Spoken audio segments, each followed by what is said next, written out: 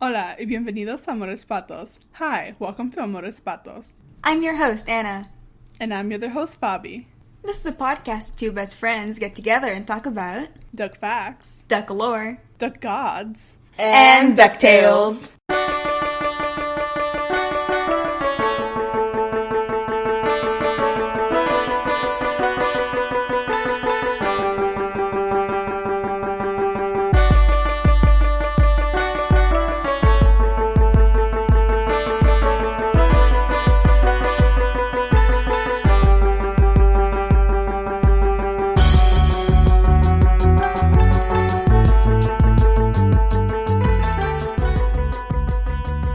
Welcome again. We are back with our hilarious hijinks and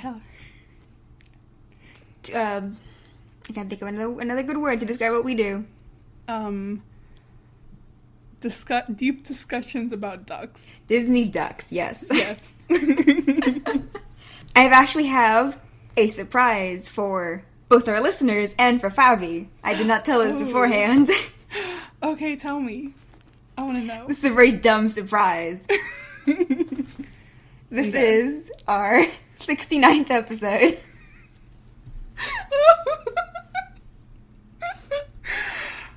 I can't believe there hasn't been like a countdown. I would not have noticed if we hadn't received a new review and I went onto iTunes to check it out, and I saw in our number of episodes we had 68 episodes. I would not have noticed otherwise. If not for this timely review, I would not have noticed that we are now currently recording our 69th episode. Wow, 69 DuckTales episode. That's wild. Yes. First of all. Yes. But, nice. First of all, nice. Nice. Second of all, yeah, holy shit, we have done this. 69. This will be our 69th time. Oh my god. This is dumb. We're dumb. So dumb. Imagine our 420th episode. I was gonna say. Oh, we'll shackle ourselves to this podcast and do this. Yeah. I can't do math. 300. Wait. 331 more times? I think, is that right? Someone check my math? Know. I'm not gonna do it. Me either. But, so that was really fun. That was fun for me to learn. Maybe for one of our listeners, it's fun too. I love it. It's both hilarious and I'm like, wow, we've really been doing this 69 times. We've done this for 3 years and 69 episodes. Of course, there are not 69 episodes of DuckTales. We've currently reached 69. I'm going to say 69 as many times as possible. Oh my god. Because of we've had a couple. We talk too long and we have to divide episodes. Yes, that reason. And we've had a couple miscellaneous episodes. Yeah. Who can forget 10 out of 10 Scrooges? Yes, 10 out of 10 Scrooges. I'm very proud of that episode title. And that episode in general. That was fun. If you have not heard our 10 out of 10 Scrooges, that was our in between season 2 or I think in the middle of season 2. Yeah. We reviewed all of the news coming out of San Diego Comic-Con from 2 years ago. Yeah, it was our way to cope because we weren't there. Yes, because we could not actually go to San Diego Comic-Con because it is impossible to get tickets for San Diego Comic-Con. Yeah. And I just remember being like, God damn it. So we coped by just rating everything. Yes, we're rating all of the new characters and the new character designs. Mm-hmm. But with the mention of our new review, I'm going to read it now. So if you haven't left us a review, apparently you can only do it on iTunes, but please leave us a review. Mm-hmm. It means a lot to us personally. Yeah. And, it helps with our ratings. We have gotten, a review a month for this now makes 3 months. And that is just amazing. After, a long time with no new reviews, one a month is, it's really good. It's really nice. I'll read the review now. Yes. This is by Dawn Daniels. The title is Spotify doesn't let me leave reviews. Oh no. Which is true. They say, I found this podcast on Twitter a few weeks back and was very surprised the longer I listened. The co-hosts are passionate about a variety of subjects that they bring into their analysis and reviews, such as comics, chemistry, James Bond, The Twilight Zone, and the Disney Afternoon lineup, helping me have a new respect for the show's source materials and the level of research brought into this podcast beforehand. The Love of Ducks, I only realized the name of the podcast yesterday, encouraged me to buy The Life and Times of Scrooge McDuck, cementing him as my favorite Disney character. I can't wait to rewatch the episodes they discuss and the episodes of this podcast with the new knowledge that has been gifted to me, pausing and flipping through the comic like a textbook in class. The jokes and side comments and the recaps make me laugh in a way I've dearly missed in my podcast list, which has become stale and monotonous before I found this gem. I hope that when DuckTales 2017 ends, this show continues, or maybe a different show is born, about the classic DuckTales or Darkwing Duck, which they have an obvious enjoyment of. My favorite episode was definitely the analysis of Darkly Dawn's The Duck Part 1, and I hope to hear more about their Darkwing love very soon, since he's always held a place in my heart. Oh, I'm gonna cry. And that is such a nice review. That is very kind. So nice. I mean, just that the knowledge, just knowing someone went out, that this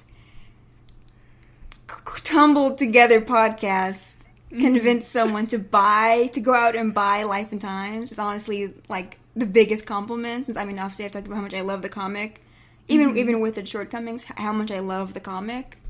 Yeah. So oh my god. Yeah, like I feel like I think that's because you read it and then you spoke the thing to me. Yes. And then I was like, you know what? Like, yeah, like this little character has like a lot more depth than I ever would have imagined. And I was like, okay. And I'm like, and y'all are very kind to us because we're just here rambling about dogs. And sometimes other things like, I don't know. Yeah. We were thinking about the turkey leg lady, if y'all remember that story yesterday. Yes. The Space Mountain Q turkey leg lady. Yeah. Damn. And amores patos deep cut. But yeah, thank you. Yeah, my god, thank you so much. It's not quite a comment, but we had someone on Twitter recommend our podcast, and we were tagging us in it. They're at Hope Molinax. That they'll always be in our debt for making their dumb boss uncomfortable because you guys would swear while discussing Donald Duck. It surprises people that we like swear and talk about Duck. I mean, my favorite thing is to like be recapping and then make one of the kids say fuck. Yeah. It's dumb and fun. Yeah, censoring ourselves, like, we never considered censoring ourselves. No. I think especially when we first started this, we're like, nobody's listening to this. We're just sending this out into the ether, into the void. We'll say fuck as many times as we want. Because it's it's how we speak. We just sprinkle in our conversation. Yes. What does Patrick call them? Sentence. Oh, he calls them flourishes. Yeah, like the wumbo thing, or no, when they're like saying bad words. Oh, that's right. Emphasis. Yeah, sentence enhancers. Yeah. And you just sprinkle them in. Yeah. And they make your tongue tingle. Yes. Hello, Patrick. Lovely day we're having, isn't it? Why, yes it is, SpongeBob. This day is particularly lovely. It's just fun. It's funny to make Scrooge McDuck say fuck. Anyway. Yeah. We're dumb. Oh, wait. What? I will say that hopefully y'all can tell, but we finally got new mics thanks to y'all's like support. Yeah. I was gonna find a way to segue at some point into that, but yes, we from all of you crazy people who bought from our store, and my God, thank you. Yeah. Like, I know just yesterday somebody, I'm not sure if it was one person, I think it was just one person who went in and bought like 4 or 5 different stickers, which is great. I mean, I love it when anybody buys anything. Yeah. From our store. But yeah, so like, you guys bought, you bought enough stuff, I don't know. We were both able to afford new microphones, like real microphones that cost real people money. We have had the same microphones for 3 years. Yeah. And we just now got new ones. Mm-hmm. And now I feel fancy. I know. These, like, we got they're Blue Yeti mics. So they're USB still. And these puppies are 3 pounds. Yeah, they're really, because it got delivered to my house, and I was like, when you kind of like gauge how much a package weighs. Yeah. And then you're either like, oh, this is lighter than I thought it was. But I was like, oh, this is a microphone. Yeah. Yeah. Like, there are dogs. I was saying, Faby, there are dogs that weigh less than this mic does. Mm-hmm.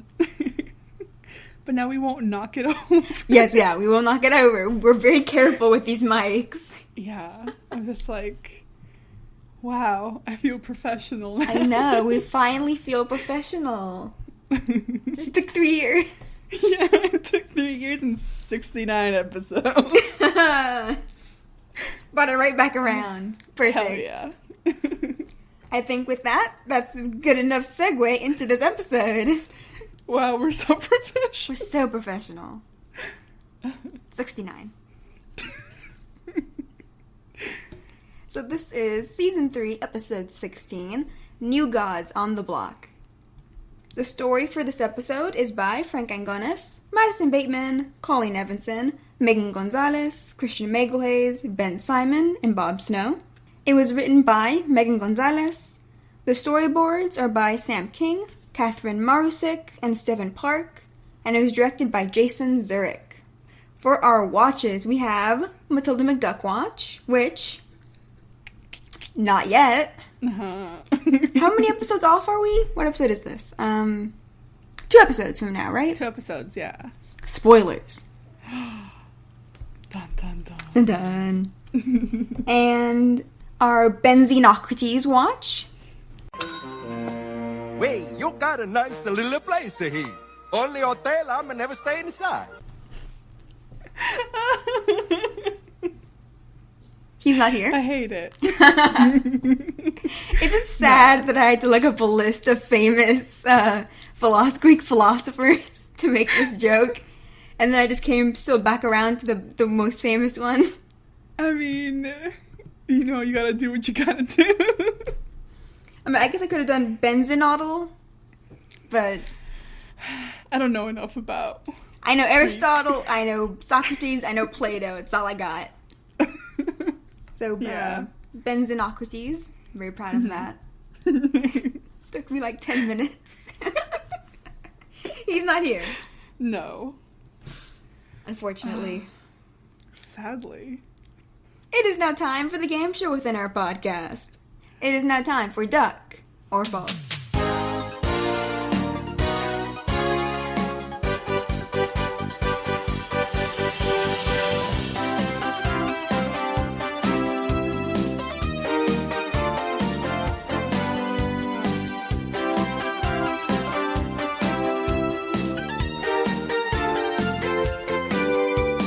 Right, Faby. This Duck or False question is related to the plot of a DuckTales 1997 episode. Okay. Alright, so is the plot of Season 3, Episode 18, A DuckTales Valentine, that the kids set up a Valentine's date for Afro Ducky and Hephaestus in order to save their marriage? Uh-huh. Is that the plot of the episode? DuckTales Valentine. I want to say false, but I cannot remember at all. That is correct. It is false. Okay. I completely made it up. I can imagine it, but... I came up with Hephaestus, so Uh-huh. I'm actually very proud of that. I love that one. But no, A DuckTales Valentine, Season 3, Episode 18, is that Scrooge and the kids and Launchpad go in search of Atlantis? They find Atlantis and also find Cupid's arrows, which for some reason Afro Ducky has. They're hers for some reason. And long story short, Scrooge gets struck by an arrow, and so does Afro Ducky, and they fall in love with each other. And Aphrodite's husband, Vulcan, who is the Roman version of Hephaestus, I'm not sure why they went with the Roman version when she's like the Greek version of Aphrodite, but yeah, whatever. Vulcan he gets mad and blah blah blah blah. The kids fix it. Yeah, so I use that one because it has Greek and Roman gods. Yeah, It's I don't know if I'd recommend the episode to watch, but it exists. Yeah, it's out there. It's I out feel there. like I kind of remember some of it, but not very well, so I don't think I've rewatched it since I watched it the first time. Yeah, no, I wouldn't. Like I said, it's out there. If you're interested, if someone is interested in seeing original DuckTales tackle Greek gods. Alrighty, and now with this artful segue, we shall get into the episode. Yes.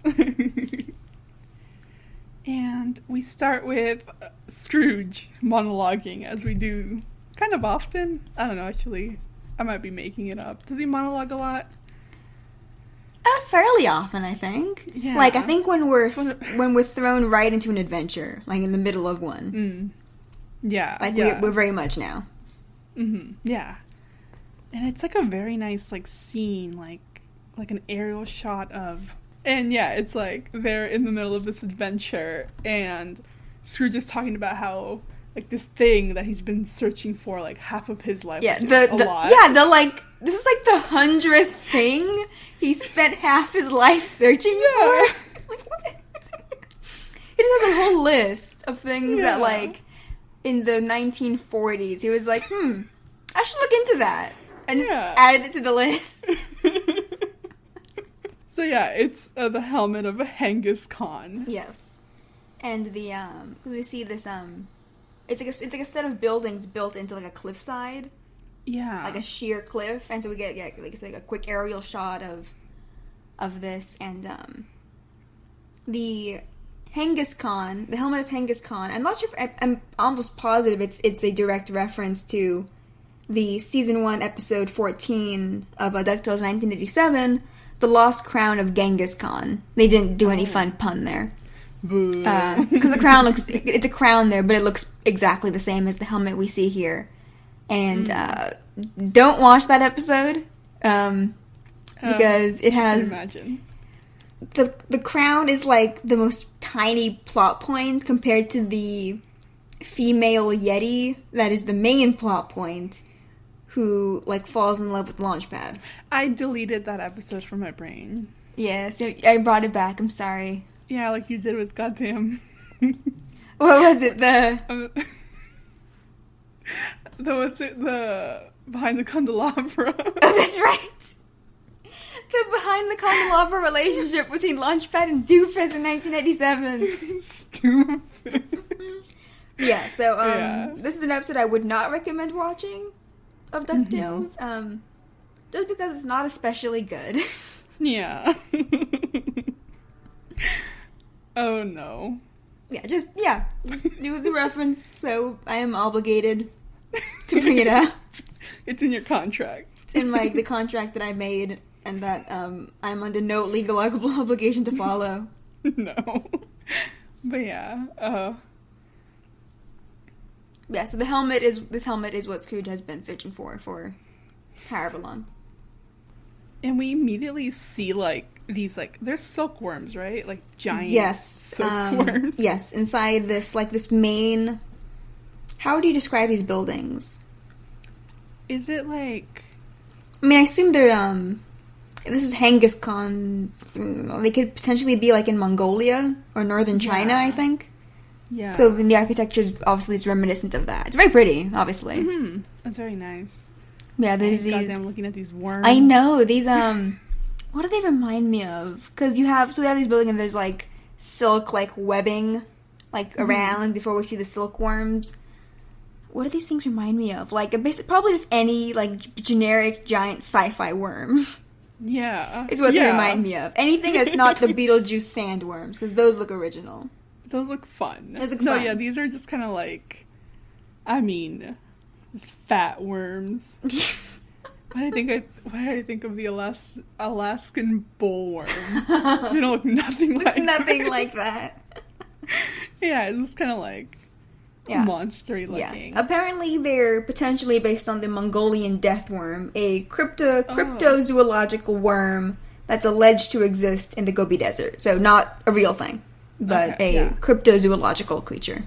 I'm not gonna look at it. I don't like bugs like this. Ew.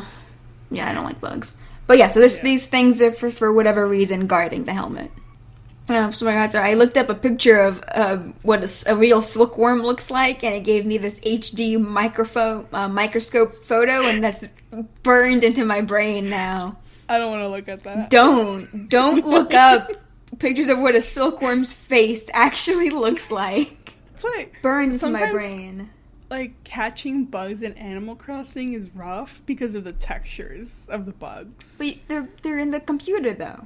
I know, but like the little like stag beetles, I'm just like, oh, don't like those, like the fat ones. I'm just like, oh, I don't want you to like show it at me. Yeah. So silkworms don't have all these teeth. They have horrible faces, but they don't have mouths that open with teeth. But these do, because these are mutant freaks. Yeah. They look like punching bag size. Like, they're pretty huge. Yeah, no, they're big. Like, the main one is, like, 12 feet long. It's unpleasant. Yeah. I'm glad we don't see them for too long. Because we immediately, like, Scrooge is, like, ready to, like, give orders. Everyone's gonna go fight them, I guess. Defeat them. Get the treasure. Each kid has, like, a thing to do. Like, Huey has to analyze their pattern. Yeah, because there's the main one, and then there's like 6 or so that are swaying from like thread, and they're like punching bag sized. So it's Huey's job to figure out the pattern. Webby to beat them up. I think Webby and Dewey are gonna fight the big one, is what he says. Oh, okay. Or like distract it, I guess, so he can attack the big one, and then Louis, he's like fueled by a combination of panic and like great like greed. You're gonna sprint for the helmet and you're gonna grab it. Yeah, so this is like we're thrown into the beginning of like a typical kind of adventure. Yeah. Except this time they fail. Yes, immediately. Yes. Yeah, we don't see how they failed. We just see it's a hard cut to them very sadly trudging back inside the mansion. And they're all talking about how like they all failed at their individual, like, part of the plan. Yes, and it's raining outside, so very atmospheric.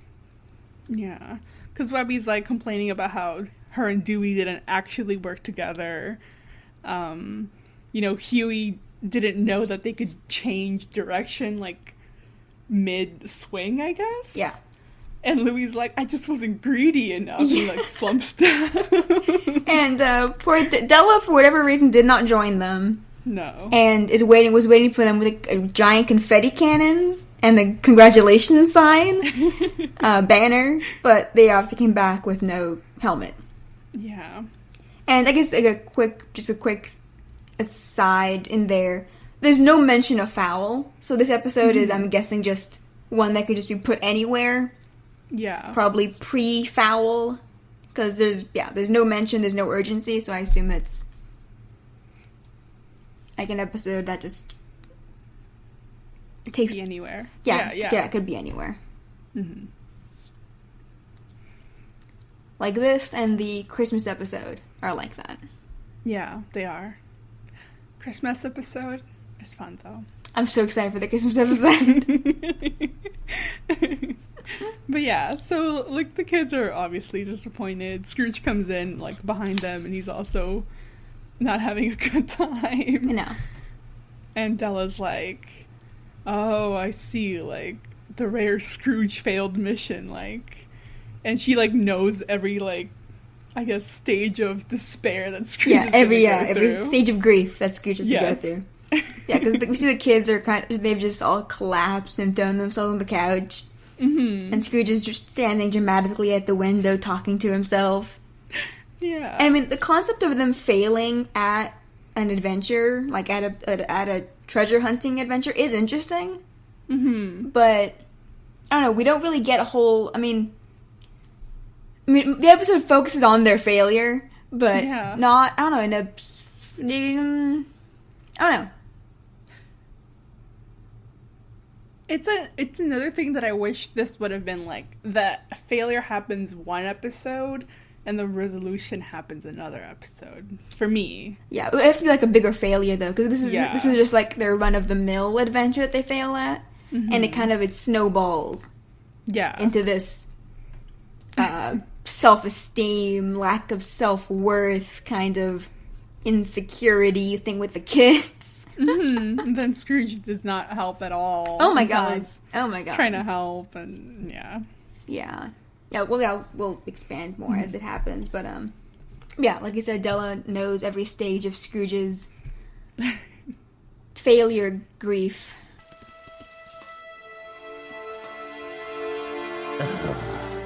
The rare failed Scrooge adventure. First comes wallowing. Decades of searching. Then anger. Ah, no, what's a dumb helmet anyway? Then he shakes it off. I'll show those malignant mealworms my name isn't Scrooge McDuck. See? He shakes it off. And he, like, literally does. He, like, does little wiggle. Yeah, does a little wiggle. And I love he's standing at the window, so we're getting the shot from outside with the rain hitting the glass. It's great. But yeah. And how does this, how does, who gives Scrooge the idea to get a better team?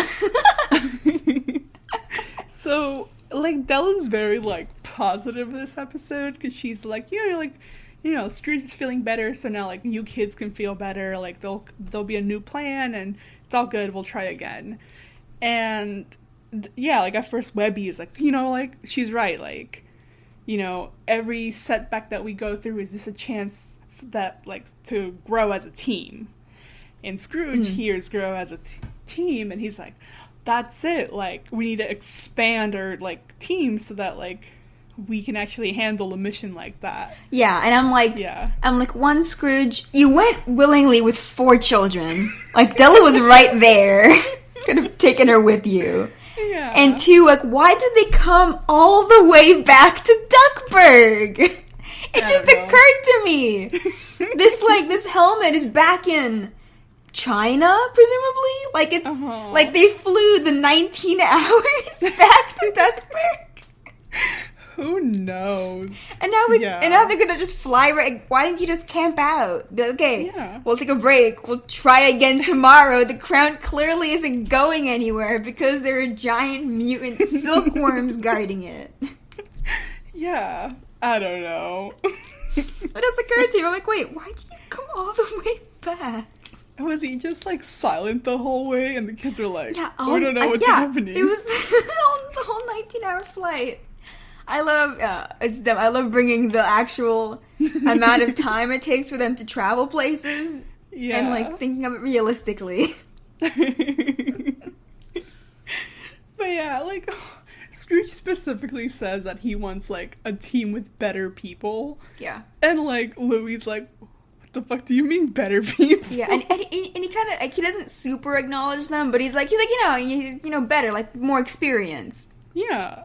And he's like, yeah, like, 2 heads are better than 1, and he just leaves, and the kids are like, we are literally, like, Dewey specifically, he's like, we're literally 5 heads right here. Like, he has to count them.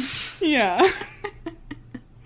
But yeah, he wanders off, and then he's gone for a while. I'm not sure what, I guess he was calling up his team people. Yeah, so he just lets the kids be upset. Yeah, so, I mean, we get, so this, like we said, this snowballs into some, like, I mean, the kids immediately start worrying that they're not good enough to adventure with Scrooge. And then out of nowhere, all of them are sharing this same fear. Mm-hmm. Are we not good enough for this one? Junior Woodchuck Rule 642. A team's only as strong as its weakest link. We're the weak link? What if he puts his new teammates in the will? Does he not need us anymore? This kind of surprised me. I mean, I totally believe that they all, like, have this worry about wanting to be good enough to adventure with Scrooge. Mm-hmm. I don't know, what do you think? To me, it all came up very suddenly for all of them. They're all immediately like, oh my god, we're not good enough. He wants to replace us, kind of thing. Yeah, I guess it's like, it's a believable issue, but it's one of those things where it has never been mentioned before, kind of. Because the whole thing is the issue of Scrooge's legacy.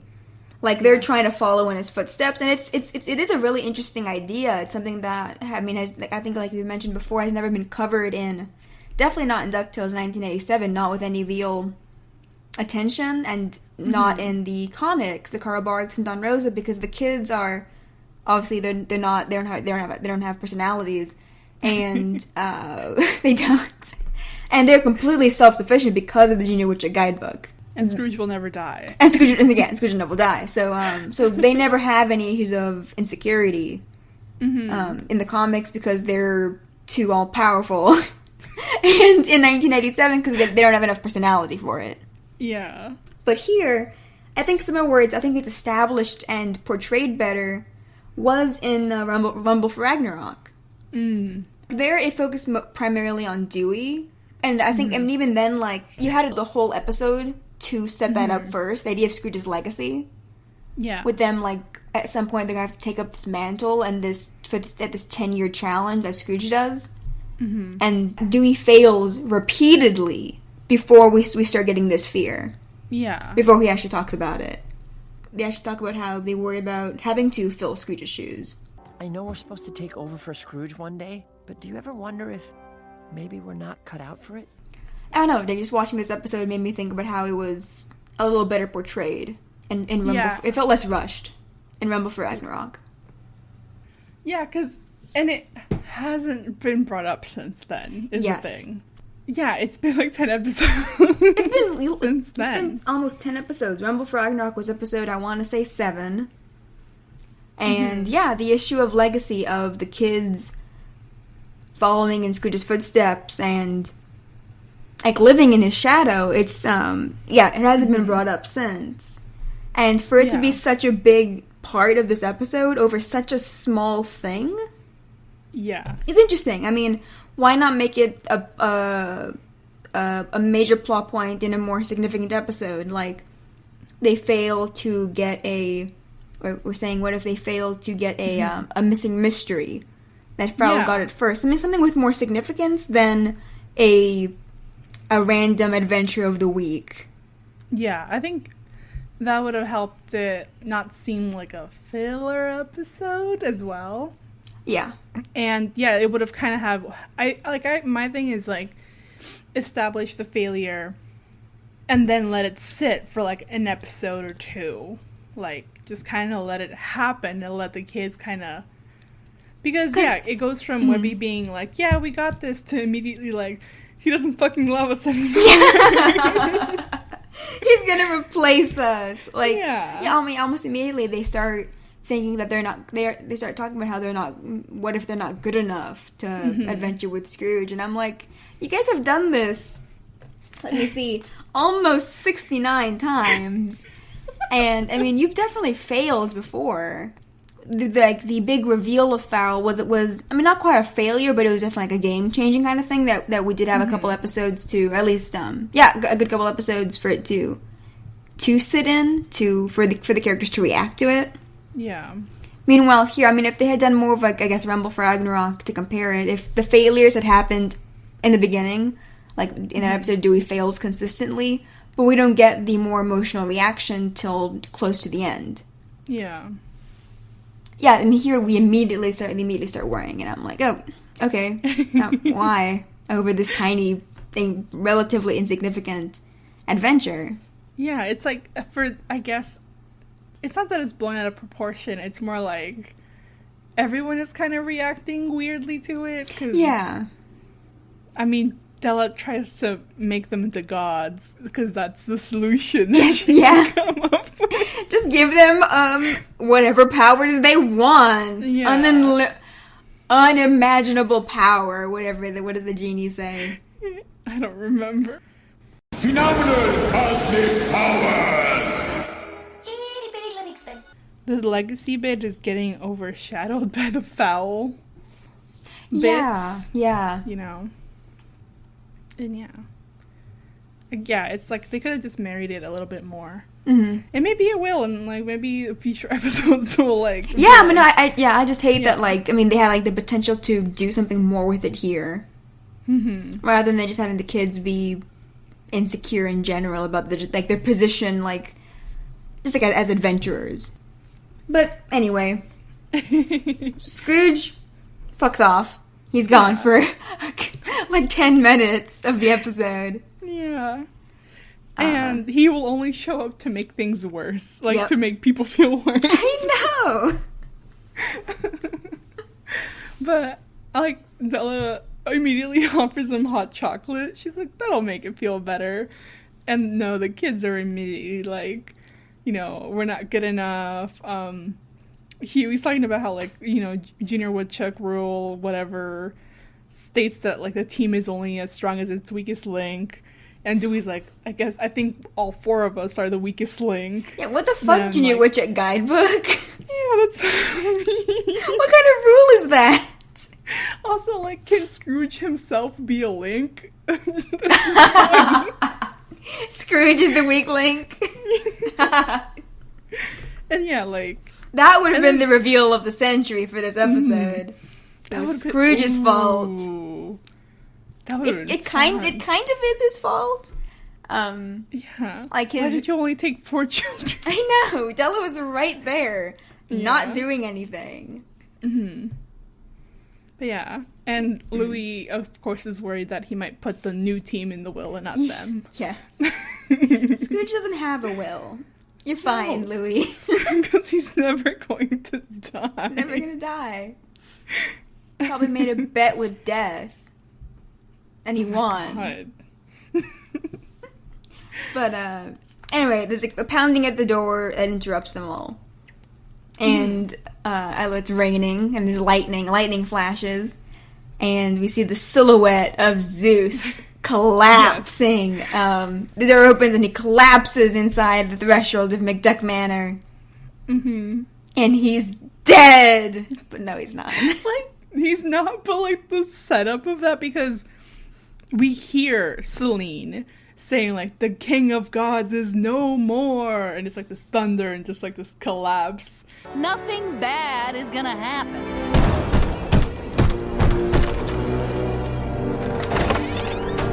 The king of the gods is no more! Hi, Della. It's Celine and Storkules standing behind Zeus's supine corpse. And yeah. Oh wait, no, prone. Sorry. Prone? What's the net? Yeah. It's because supine means like you're holding soup. So you can hold soup if you're supine. Oh, that's a good way to remember it. Yeah, I you're took welcome. anatomy like 10 years ago. I took anatomy. Oh god, how long ago was this? 2 years ago that I took anatomy? Jesus. So the alliteration helps. It works. Hey, I'll never forget it. I know, supine, he can hold soup. And yeah, Dewey thinks what we were all thinking. Yes. He goes to what, like, poke him? Yeah, because he's like, wait a minute, like, is Zeus, like, dead? He doesn't say it, but then, like, Zeus, like, wakes up and, like, he's like, oh, no. He's gonna bite him. Yeah. Like, that's when Dewey, like, jumps back. But, no, Zeus isn't dead, but he goes to, like, smite them, as he says, but he can't summon any lightning, because he's no longer a god. They've taken away his abilities.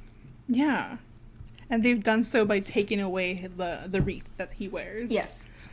And Storkules is holding it, and so we get, like, these moments of Zeus just, like, on his knees begging his son to give him back his wreath. Yeah, and this is, like, a surprisingly mature Storkules being like, Dad, don't fucking embarrass yourself. Yeah. But then the reason they took it away was, well, he's a jerk. One, Zeus, yes obviously. But that he was responsible it's implied that he is responsible for the eruption of Mount Vesuvius. Yeah. Because it destroyed Pompeii, and I'm like, you mean in 79 AD? 79 CE? Like, that eruption? Or like more currently again? Yeah, or worse, that he caused Mount Vesuvius to erupt again. Yeah. Yeah, that's I like thinking. I'm like, is he just getting punished for a crime that happened a long time ago? Belatedly? Yeah, or did he do it again? I don't know which one's worse. But that Zeus, that he hasn't done anything worthy since he trapped the Titans in the underworld. Mm-hmm. And so they've come to find someone new to take Zeus's place, basically, in the pantheon. Yeah. And, oh god, everyone has an S name, and if y'all know how I do my notes, it's so confusing to me. Yeah, I was gonna use the initials, but I'm like, wait, there's so many S names and D names, so never mind. Yeah. And so basically Storkules is saying, yeah, like, the mortal who proves himself worthy is gonna gain, like, godlike powers. We need a new god to take Zeus's place. The mortal who proves worthy shall gain almighty powers that would make them part of the greatest team of gods the world has ever known. So we came to the noble family of the epic, heroic... Wait, where is Donald? Because Selene, I think, is implying that she wants... Yeah. That she wants to offer it to Della. Now, she will be. Yeah, because Zeus is, like, clinging to Storkules, even though he doesn't have the wreath anymore, because Selene has it. But yeah, it's, Storkules wants it to be Donald. Mm-hmm. And so he's gonna go look for Donald, and I love Storkules. Yeah, and I love them, him and Selene not taking Zeus's shit. Yeah. As we've seen since Moon Invasion. Though Storkules unfortunately does slip a bit at the end, but he was emotionally compromised, so it's alright. But so the kids desperately want to be chosen to be the next god of Olympus, so that they can prove to Scrooge that if they're good enough to be gods, they're good enough to be on his adventuring team. I guess. And the kids are like, yeah, like, we're gonna be like all like unstoppable. And then Selena's like, no, I think Della should be the one that's worthy. And I love the kids because Bubby's like, yeah, I think, giving it to an adult makes sense. Yeah, I'm like, yeah, right. Yeah, that's fair. Yeah. And Dewey being the fucking sad sack is... Yeah. What does he say? That, like, if they're not good enough, like, to be gods, like, they're like, how could they ever be good enough to be on Scrooge's team? Besides, if Scrooge doesn't think we're worthy to be on his team, why would we be worthy of being gods? And I'm like, I don't know, you guys have priorities all weird. I know. I'm like, you guys have a lot going on. Do you really want to add being Greek gods to that? But and so then Della kind of like, I don't know, ruins poor Celine's plans. I know. Because, Della's like, you know what? Celine, give these kids a chance. Like, they can do it. They can be gods. And Celine's like, Della, they're children. Yeah. She's like, but, like, please, like, they're more mature than your father is. And Zeus is like, are not? And Dewey responds, like, are too, when he's literally arguing with the child. Yes. He tries to smite Dewey again. Yeah. I guess Zeus is just, like, a dude now. Yeah. But like, immortal, I guess, probably? Just without any powers. Yeah, he just doesn't have powers. Yeah, I don't think he'll start aging because he was never mortal or anything. Mm-hmm. That would have been fucked up. Yeah. But, I wrote in my notes that the kids were being sad sacks. So that's fun. They are, and now, because Della wants to make them feel better, they get to play America's Got Talent with a very important artifact. And so we... Oh my god, I forgot the word. It's been so long. What? Transition? Transition. Segue. We segue. We go to the houseboat and, like, we... Why does he do this? I don't know. So Donald is, like, mobster-style tying garbage bags with, like, bricks and just throwing them into the pool. Yeah, so the bricks weighs down the garbage bags. Like, yeah. Like, that's how you get rid of, like, dismembered corpses, Donald, not your trash. Scrooge has, like, a dumpster. Did Donald, like, living on the docks, like, see this happen? And he's just like, oh, yeah, garbage. It's like, my guy. My dude. And was he doing that on the houseboat in the ocean? Because that's even worse. Donald, our oceans are full of plastic, Donald. Yeah. And second, people might have thought you were murdering people. Yes, but worse, a turtle could have choked on that plastic, Donald. Yeah. So think of the turtles, Donald. But what? Yeah. Yeah, I don't understand. Like, especially when you see, because he has a very, like, he's cleaned up the houseboat real nice. He's set it up. He's decorated very cute. And, like, that, and then he's just, like, dumping this trash in the pool. Shouldn't you be able to see the trash because it's a pool? Like, it's clear. Yeah. The water's clear. It's meant to be clear. Yeah, It's not I don't know. It's not like the ocean or any other body of water where it's not full of chlorine. Beaches in LA, like, it doesn't look like that. Yeah.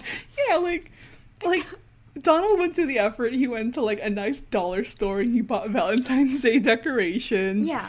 There's, like, cute, like, romantic music playing. As He we made see him, food. like, yeah. Like, and There's then... little, heart-shaped, like, sandwiches. Yeah, and like, a nice even rose. like the napkins he folded to look like hearts. Yeah, it's very cute. Yeah, and then he's dumping his trash. He's tying bricks to his trash bags and dumping them in the pool. It'd honestly be better if he, like, left them even by the side of the pool.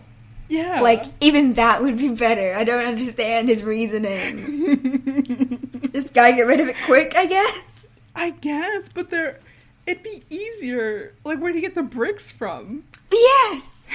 It's easier to walk with your garbage.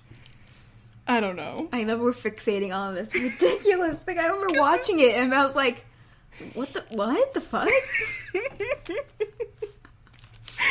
it's so funny, like, there was effort put in, but there was a point where, like, why did you choose this? It's not easier than throwing the garbage away.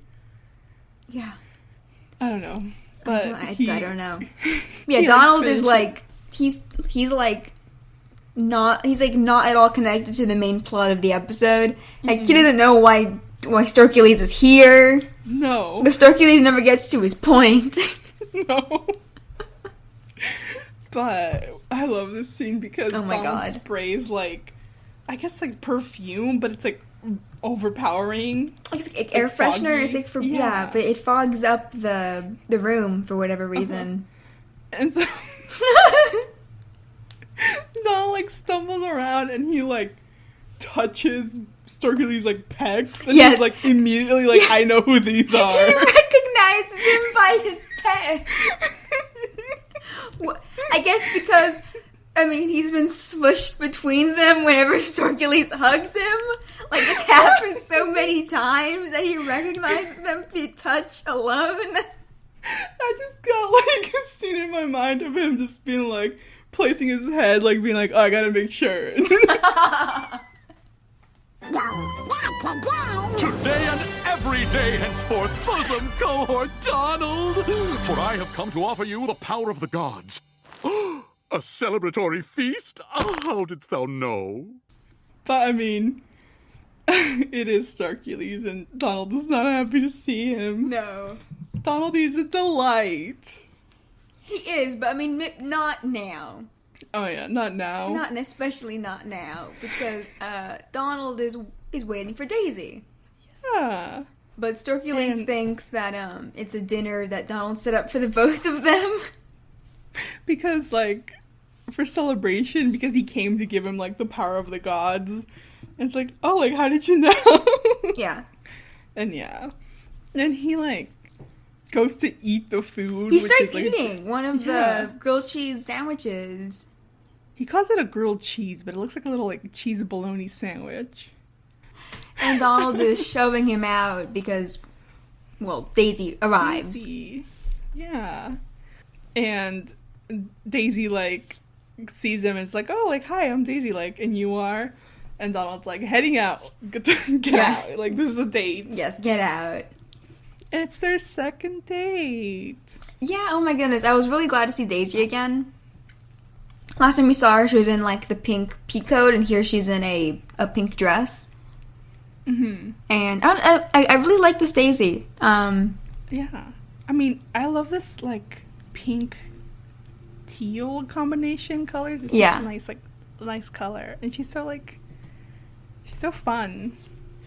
And she's nice. She's nice. She's really happy to be going on this second date with Donald. He's super cute about it. Yeah. Yeah. But Storkules sees them holding hands, sees the very clearly romantic little dinner Donald has made, and immediately assumes that they're going to get married. Yeah. And he's like, oh, I'm just in time for this wedding. And I'm like, what do you mean? Storkules, no. No. And so he picks up both Donald and Daisy, and one of his hugs is very, how do you describe these hugs? These very crushing hugs. It's like a goddamn, like, chokehold. Yeah, it basically is. And Daisy's like, okay, seriously, who the fuck is this? Does Donald explain, like, yes, the hell, Daisy, this is the Greek god Storkules, who I may or may not have dated about 15 years ago. And he hasn't gotten over me. I don't know what he thinks is going on, but poor Donald. Yes. And so we go to Athens Got Talent. Ooh. Took me too long to come up with that. I had to think of some Greek cities. And Celine has like a judge's table set up. There's a fountain. Is that what this is? Yeah. Yeah, fountain. It's a magical fountain that appears in the middle of the room. Mm-hmm. Oh, I don't know what that's called. We never figured out what that little room is called. Oh, fuck. It's like underneath the stairs, I guess. Yeah, there's just like it's like a little like a little nook. crawl space. Like like where it's a weird little, I guess, like a secret room because there's like curtains where you can like kind of hide it from view. Mm-hmm. And the kids are like sitting in like those, like the directors, actors kind of chairs, you know? It's like their green room, like they're getting ready for their auditions. Yeah. Everyone's sitting here, they're preparing. Yes. And Zeus can't open a folding chair. Which, I mean, valid. Like, some of those bitches be tough. Those are hard to open. But, Della tries to reassure the kids, like, oh, who needs Scrooge's approval and love and you know, accolades. That's what all of them want, of course. Yeah, like, literally Webby's like, she gets her, like, really big, like, eyes, and she's like, it consumes me. Like, that's all I think about. Yeah. I'm like, Webby, are you okay? Yeah, no, clearly she's not. No, but it's so cute. Della calls them her shining stars. I'm like, aw. That's really cute. They're all... Does Celine explain the rules yet? Not yet. Because, well,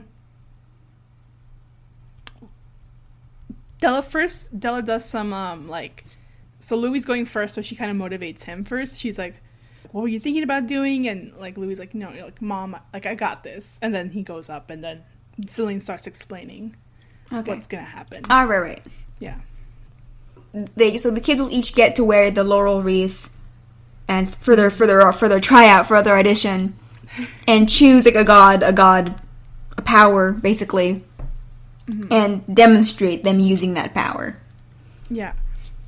And they're gonna watch them, like, they're gonna monitor the progress of looking through this, like, mystical fountain. Yeah.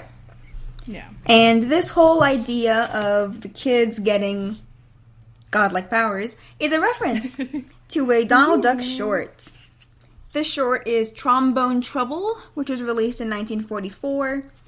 It's a really short short, if you want to watch it. I found it on YouTube.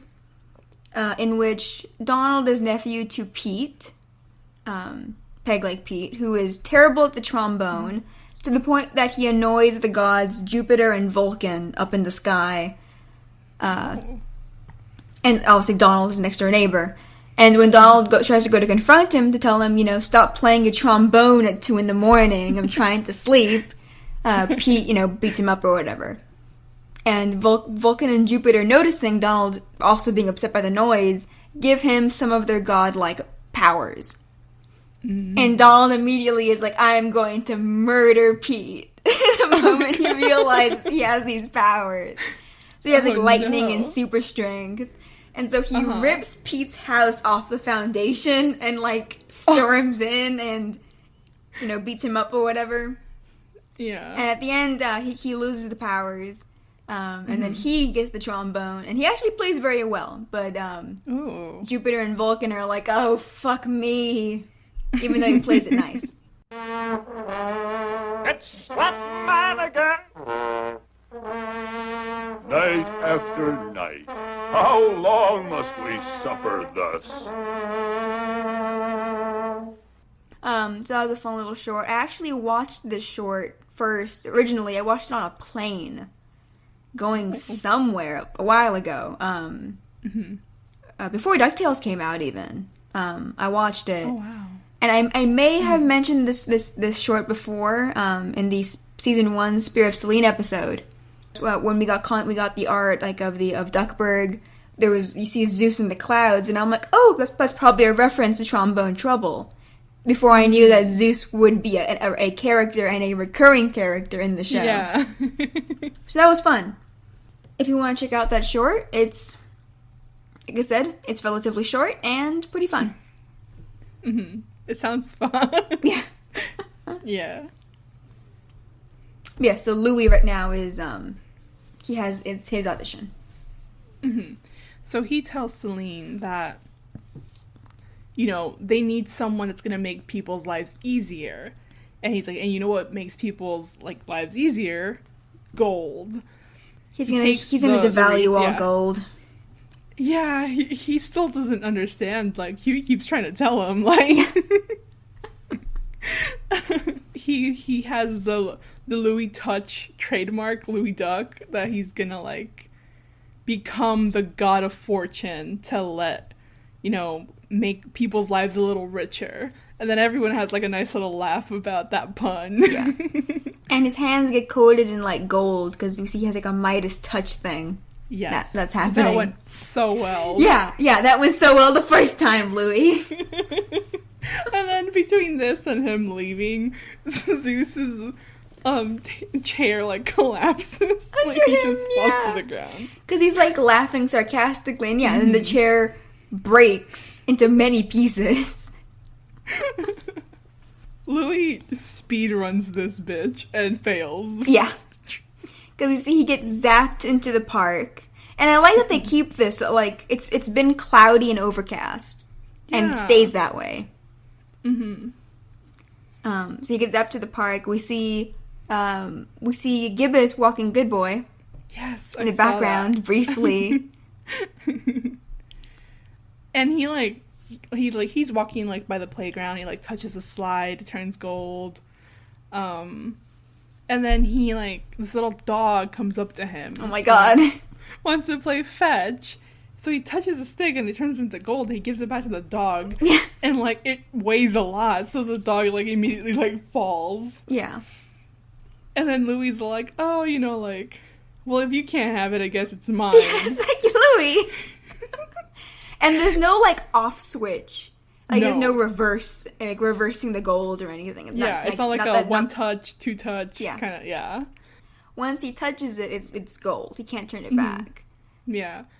So he touches the stick again, but the dog is biting it, so the dog turns into gold. Because he tries to, like, shove the dog off of the stick, and then he turns the dog into solid gold! Awful! I love that he like, kind of looks around, he's like, okay, nobody saw that, play cool, like... And everybody saw this. Because everyone in this park is like, people run away from him. And, like, are like, oh my god, that kid just turned the dog into gold. Shirley, grab the kids. And so, like, in his panic, Louis, like, also runs and he immediately trips, hands first onto the ground. Everything is gold. Everyone that's walking on the ground, because everyone is, immediately turns into gold. Yeah, it's like the gold spreads out from around him. Yeah. Like, just turning everything in, like, this, like, 100-foot radius into gold. Mm-hmm. And this is another reference. I'm gonna keep saying that. Jesus. I'm sorry, listeners, but there's a lot of references. I'm gonna pull out as many references as I can. And, I mean, this one is a fairly, to me, who's obsessive, fairly obvious one to me, because it's the way I am. Mm-hmm. So the final episodes, well, the final two-part episode of DuckTales 1987, Season 4, Episode 6 and 7, is the Golden Goose, where the big threat in Part 2 is that this magical goose is, once that's made of gold, as the gold leaves it, the gold spreads and will keep spreading until it turns the entirety of the Earth to gold, and it spreads in a way identical to the way it does here.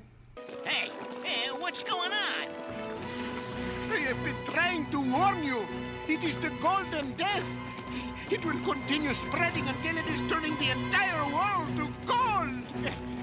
That two-part finale of DuckTales 1987 is pretty good, even though it's the episode where we get Dijon lore. Yeah. I don't know why. Yeah, for whatever reason. But it has pretty high stakes, probably the highest stakes that the show has ever had. Yeah. Yeah, no, I think, if you're gonna watch any of the episodes I've recommended in this episode, that's probably a good one. Mm-hmm. Even though, fair warning, Dijon is present. Yeah, and that has a whole list of issues with it. Yeah.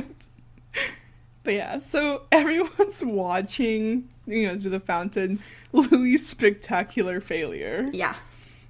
And so, like, Celine immediately brings him back. But before he does that, literally, Zeus is pointing at him like, now that's funny. Like, yeah.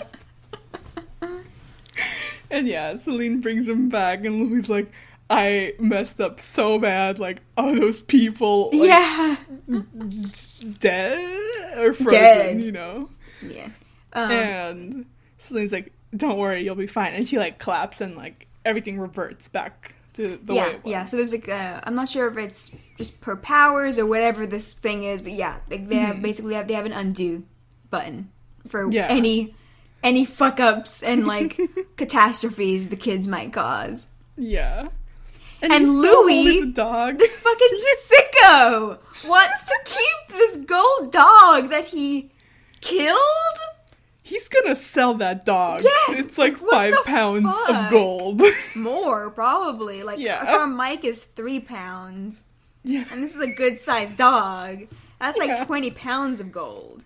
Because he says that, like, oh, I'll help this dog to remember my mistake. My God. Like, Louis, you're gonna goddamn, like, go to a gold cash house and sell that bit. But Celine's like, I think not. And the dog turns back into a dog, comes back to life or whatever, and then is sent back to the park. Because it has an owner, Louis. He's wearing a collar. Yeah. Louis, you killed people. For real. And we have Zeus sitting kind of petulantly on the steps. Mm-hmm. And I think he tells the normals to hurry up. And again, I am someone who is obsessive and notices these little things. him calling them normals is something that other magical beings do in the Disney DuckTales, Disney Afternoon Universe, specifically in Darkwing Duck. In the season 3 episode 1 or episode 79, it varies on like what number it is, because unfortunately the Darkwing Duck episodes were kind of just thrown onto the air out of order. No. Not in production order. Yeah. But it's the episode Monsters Are Us, where Darkwing meets Morgana Macabre's family. Specifically her father, Moleculo. And he and her kind of Addams Family, Munsters-esque family, call Darkwing and Goslin and them, they call them normals. That's the term for non-magical people. And it was something that I because again, I have this obsessive personality, I have not watched Monsters R Us for a couple of years. But I remembered like the term they have for the non-magical people.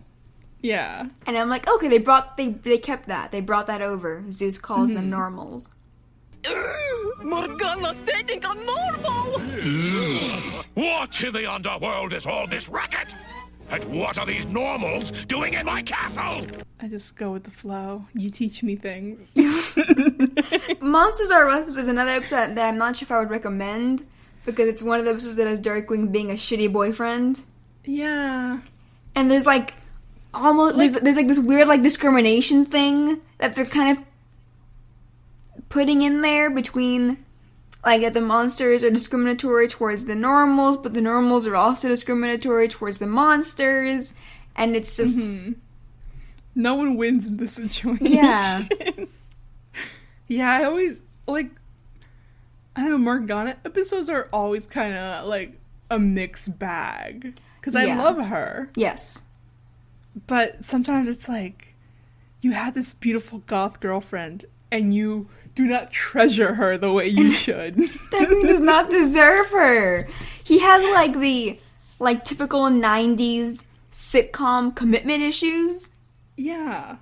And, like, but then, like, she's such a good character, so I'm like, what's happening here? Yeah. I don't know. Like, obviously, like, the really good Morgana episode is... I'm gonna forget the fucking title of the episode that introduces her. Oh, I never remember it. It's like a fungus among us. I redeemed myself. I was just like, it's the pizza one. Yeah. In my head. I'm like, there's mushrooms, mushroom pun, fungus. There we go.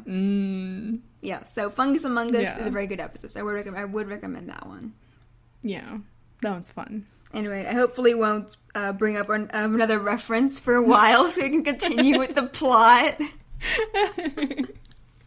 But yeah, so Zeus is kind of like, let's hurry up, like, let's get this over with, because then I can get my powers back. And Celine's like, no, like, if we don't find anyone suitable here, we're going to keep looking. Like, it's not going to be you. Yeah. And Zeus is like, what the fuck? Yeah. And then this is when Scrooge realizes that some Greek gods are in his house. Yeah. Half an hour later. Hurry it up, normals. The sooner you all fail, the sooner I get my powers back. No, if we don't find a replacement here, then we'll find them somewhere else. What? What in blazes is that Greek tragedy doing in my home? He calls him a Greek tragedy, and I'm like, that's funny. It's funny, yeah. Then yeah, Zeus goes to like the fountain. I don't know does he want to like dump it on Scrooge? I think he wants to throw it at Scrooge. Just, yeah, like, but in general, because he tries to physically move it, but it's magically glued to the floor. Yeah. And so Della grabs Scrooge and drags him into the little green room. And Della's like, just kind of like casually like, okay, the kids are about to be crowned with god powers. And be supportive. Yeah, be supportive about this. And Scrooge like is like, why would they waste their time? And I'm like, this family's priorities, man.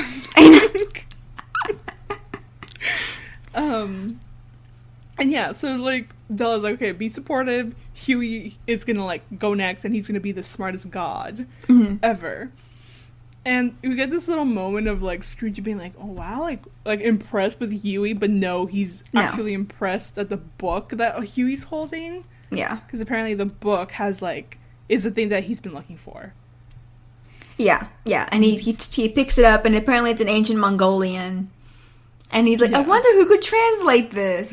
And Webby, I think, like, stands up and is, like, silently, like, waving her arms, like, obviously me. And no, he's like, oh, like, maybe Quackfaster can be, like, coaxed into this whole thing. And then he leaves with the book. Yeah. And Webby, like, falls to the ground in disappointment. Yeah. And, like, at this moment, because, like, the kids are obviously, like, dejected, and Della's, like, kind of angry for a second, because the whole episode she's very, like, positive until she's not, like, at the end. And she's like, God damn it, Scrooge. Yeah. You made them feel worse. We go back to Donald and Daisy trying to have their date, but Storkules won't get the hint and leave so that they can have their date. Yeah, I haven't mentioned this, but the first couple of times I watched this episode, I had such bad secondhand embarrassment. You did? Watching it. Like, I have really, like, easily, like, secondhand embarrassment. Oh, and my God. Yeah. Same. Like, there's certain movies where I will literally stand up and walk away. Oh, my God. When I was younger, like, before I knew that I had anxiety and all that stuff, I would leave movie theaters when the secondhand embarrassment got too bad. I'd be like, oh, I have to go to the bathroom. And I would, like, sometimes just stand out in the hall or, like, in the passageway and then wait a bit and then go back to my seat when the secondhand embarrassment got too bad. Yeah. Like, I cannot watch The Office for that reason. Oh, God. Specifically, my brother makes fun of me for this scene. The funny scene of Kevin dropping his thing of chili.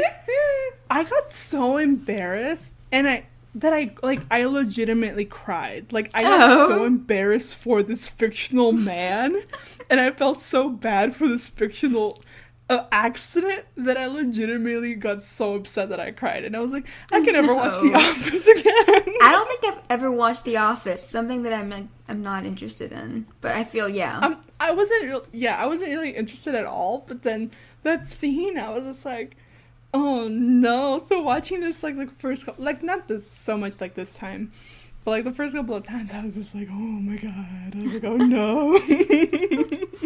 Yeah, because Storkules can't get the hint. I don't know, like, nobody straight up tells him, leave. Yeah. We're trying to have our date. Like, the whole time Donald is trying to get him to leave, but he doesn't get, like, pissed at him and, like, just kick him out and, like, yell at him. He's kind of like, we need to pretend this mountain of a man isn't next to us. Yes. And carry on. Yeah, because he's, like, looming over them, like, staring at Donald and Daisy. Yeah. And Daisy's, like, trying to be polite. Yeah, but she's talking like, and, like, what the when fuck? Because he leaves to get them punch. Because Donald asks if Daisy wants punch, and Storkules thinks he's talking to him. Yeah. And so he goes to get the punch. Yeah. And Daisy's like, why is your friend here? And, like, Donald's like, I'm sorry, like, I didn't know, but Storkules just comes back and interrupts him again. Like, yes. He serves just Donald punch first. So he can, like, kind of interrogate Daisy as to her intentions with Donald. Like, Donald, like, does a spit take with a punch. Yeah. Why is your friend here? I'm sorry, I didn't. So, fair Daisy, what are your intentions with my Donald? And I'm like, what is going on? Yeah. I mean, Daisy takes it well. She's like, I want to get to know him. And Storkules is like, oh, I can tell you loads about him. Yeah. He's like, I can tell you, like, his likes, dislike, his bathroom habits. Christ. When's the last time we saw Donald? I don't remember. Impossible. Oh, he had a minor role in Impossible. I don't know, and I mean, I think, like we said way back, episode they introduced Daisy, Louis 11. This is a different take on her and Donald's relationship. Yeah. We actually see, I mean, this is their second date. They're still getting to know each other. And, I mean, here, Storkules is ruining their date. Yeah. And we have here Donald just kind of hunched over on his side of the booth, like almost. He's like already defeated in a sense. I feel like he kind of already expects her to get up and leave. Yeah. You know. But like you said, he doesn't get mad at Storkules though. Mm-hmm. Yeah. Which is interesting, and it's just part of this new Donald, this different take on Donald, where his anger isn't his whole character. Mm-hmm. And then the fact that he's been going to anger management. Yeah. But he does perk up when Storkules asks Daisy. He finally serves her punch. And when Storkules asks her what she does. Because she must be some, like, amazing warrior goddess in order to get with Donald. And he gets excited, like, you know, like, oh, like, Daisy designs clothes. And I love Storkules, his little, like, you make clothes, I wear clothes. Yeah. Like, we have so much in common. Yeah. He's like, oh, like, have you designed any, like, togas I might have seen? And yeah, this is, like, I mean, I think, like, we were talking before we were recording, that, there's a lot of Storkules, like, saying, like, insulting things. Yeah. Like, but without realizing he's being insulting. Mm-hmm. Like, I describe it like, had it been anyone else, because Storkules doesn't really have, like, a malicious bone in his body. Like, No. I don't believe any of this is with malicious intent. Had it been anybody else, this is so bitchy. Yeah. Like, the act of, like, serving Donald punch first. The act of, like, being, like, oh, because he tells her, you know, like, if you work hard, you'll eventually, like, move from dresses to togas. Like, that's so bitchy. Yes. And I guess, like, I had told her, like, I told Anna, like, from Daisy's point of view, it's like, yeah, like, why is this himbo of a man insulting me? Yeah, like, no, yeah, because I don't know him. Yeah, and she is insulted. Because I love this, I don't know, this, this physical, and not physical comedy, but, like, so Storkules goes to serve her more punch, and she covers her glass. Yes. With this, like, she's smiling, but she's pissed. Mm-hmm. And she leaves, to powder her beak. Uh-huh. And Donald tries to tell Storkules when she's gone, like, Storkules, please leave. Like, you are ruining this date. Yeah, because, like, Storkules is under the impression that this is going very well. And it's like, you just insulted her. You know? But he runs off. Like, he's basically yelling nonsense, but he's talking about how Cupid's arrows, and, that he's gonna go and, like, try to make the date even more perfect than it already is. And he doesn't explain, even though Donald is begging him to explain. Yeah. Find some way to make this date even more perfect? Say no more! Cupid's arrow will not be far from her heart. Wink! And we go back to the kids and their tryouts. So next up is Huey. And he says that he's figured out, like, the perfect way to predict whatever's gonna go wrong in any of Scrooge's adventures. Because he wants, like, knowledge. He's gonna become the god of intuition. Yes. And so, again, he gets zapped into somewhere in downtown. Mm-hmm. And who's the first person? Like, he at first he just does, like, a general Mind Palace style analysis. Because he knows that there's however many people out on the town, there's this many people in cars, this many people are going to spill coffee on their shirt. Mm-hmm. And then we see this pig couple. Yeah, so he's like, no, like, those two are gonna break up, is what he sees it's gonna happen. Yes. And so he's gonna, like, stop them from breaking up, but he fails so bad. He breaks them up. Yeah. And it's this pig couple we've seen in the background a couple times, and now I think they're finally broken up. Huey did it. No! They're so in love. Or they're were like they? about to kiss before. Yeah, they were about to kiss before Huey literally butted in between them and shoved them apart. Yeah, because they're buying ice cream. Yeah. And so Huey has most of this conversation by himself for them, because he tells them about, says that, what's her name? Because they are named, but I didn't. Are they named? I did not catch their names. I think they're in the credits, but I didn't see. So he says that, girlfriend is gonna get upset that he's always gonna choose vanilla, no matter the fact that, he's gonna try, a lot of flavors, but at the end of the day, he's always gonna choose vanilla. Yeah, because boyfriend always likes things simple, and that they'll never agree, and that eventually she'll get tired of him, and they're gonna break up. Yeah. And he has the conversations for them. Yeah. And to the point where they break up. Yeah. Because at one point she does speak and she says, well, he's not always boring. And Huey basically says, no, he is. He labels his label maker. And yeah, and they throw their ice cream away and they walk away. Mm-hmm. Yeah, Huey, what did you expect? I know. So Huey broke them up because he got too into the future telling. Yeah. And then he gets upset, but then once they leave, his head starts to get a little bit bulbous. I hate it. I love and this just suddenly we're in front of the library and he climbs out of a bush. Yeah. How did he get here? He tumbles out of a bush with his swollen head. It's, how, the problem with DuckTales toys is that they will always topple over because of their big square heads. He's suffering that effect in universe. Yes. He falls in front of this kid who's just playing chess, and he's like, you'll become a master chess player and no one will want to play with you. And this kid, horrified, drops the chess piece. Yeah, because he specifically says, if he wins this game, that's what's gonna make it. And the kid's like, oh my god. Yeah. Horrified, and there's a crowd gathering, and his head is swelling up even more. And unfortunately, to the reference. Oh.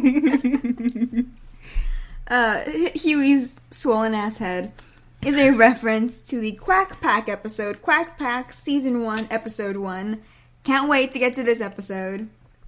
When we get into Disney Afternoon. The Really Mighty Ducks is the name of the episode. Where the boys get superpowers from Ludwig. I forget why.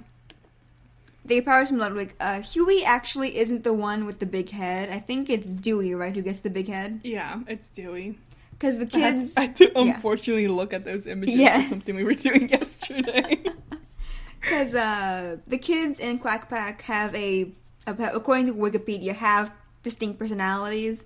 I could not tell you what they are. But maybe Dewey's the smart one. Oh. And so Dewey's superpower that he gets is the smartness. And so he gets a giant swollen head like this. But instead of it being in the episode for less than a minute, it is in the almost entirety of the 22-minute episode. Jesus. That's unpleasant. Why, Dewey! That's one fantastic makeover you did there. Call me Brain Boy. Now witness the amazing psychokinetic powers of my super brain. Yes. And Launchpad actually gets his similar head swelling thing when he gains psychic abilities in the Darkwing Duck episode, Season 1, Episode 37, Heavy Mental. Mm-hmm. That episode I would recommend wholeheartedly. It is hilarious. It's so funny.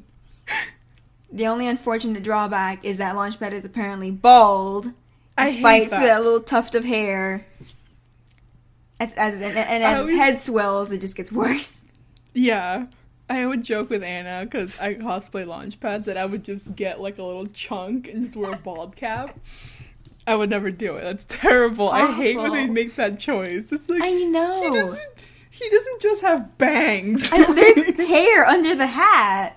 I remember there's multiple episodes, not multiple, but there's other episodes where he doesn't have the hat on and he obviously has hair. Yeah. A full head of hair. And I'm like, whenever I get to an episode where he has hair, I'm like, thank you. Yeah. Thank you, animators, storyboarders, whoever was the person who like saw God's grace and understood that Launchpad has hair underneath the hat. Yeah, it's not just like a little tuft of bangs. I hate that choice. But besides that, it is a very good episode. So heavy mental.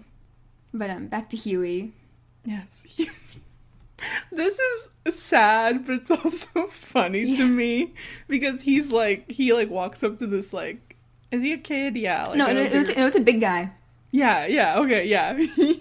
He predicts that this guy is gonna punch a big-headed freak because he's making everyone upset. He's making everyone feel bad. Yeah. And then he immediately gets, like, punched. He doesn't get punched, he trips.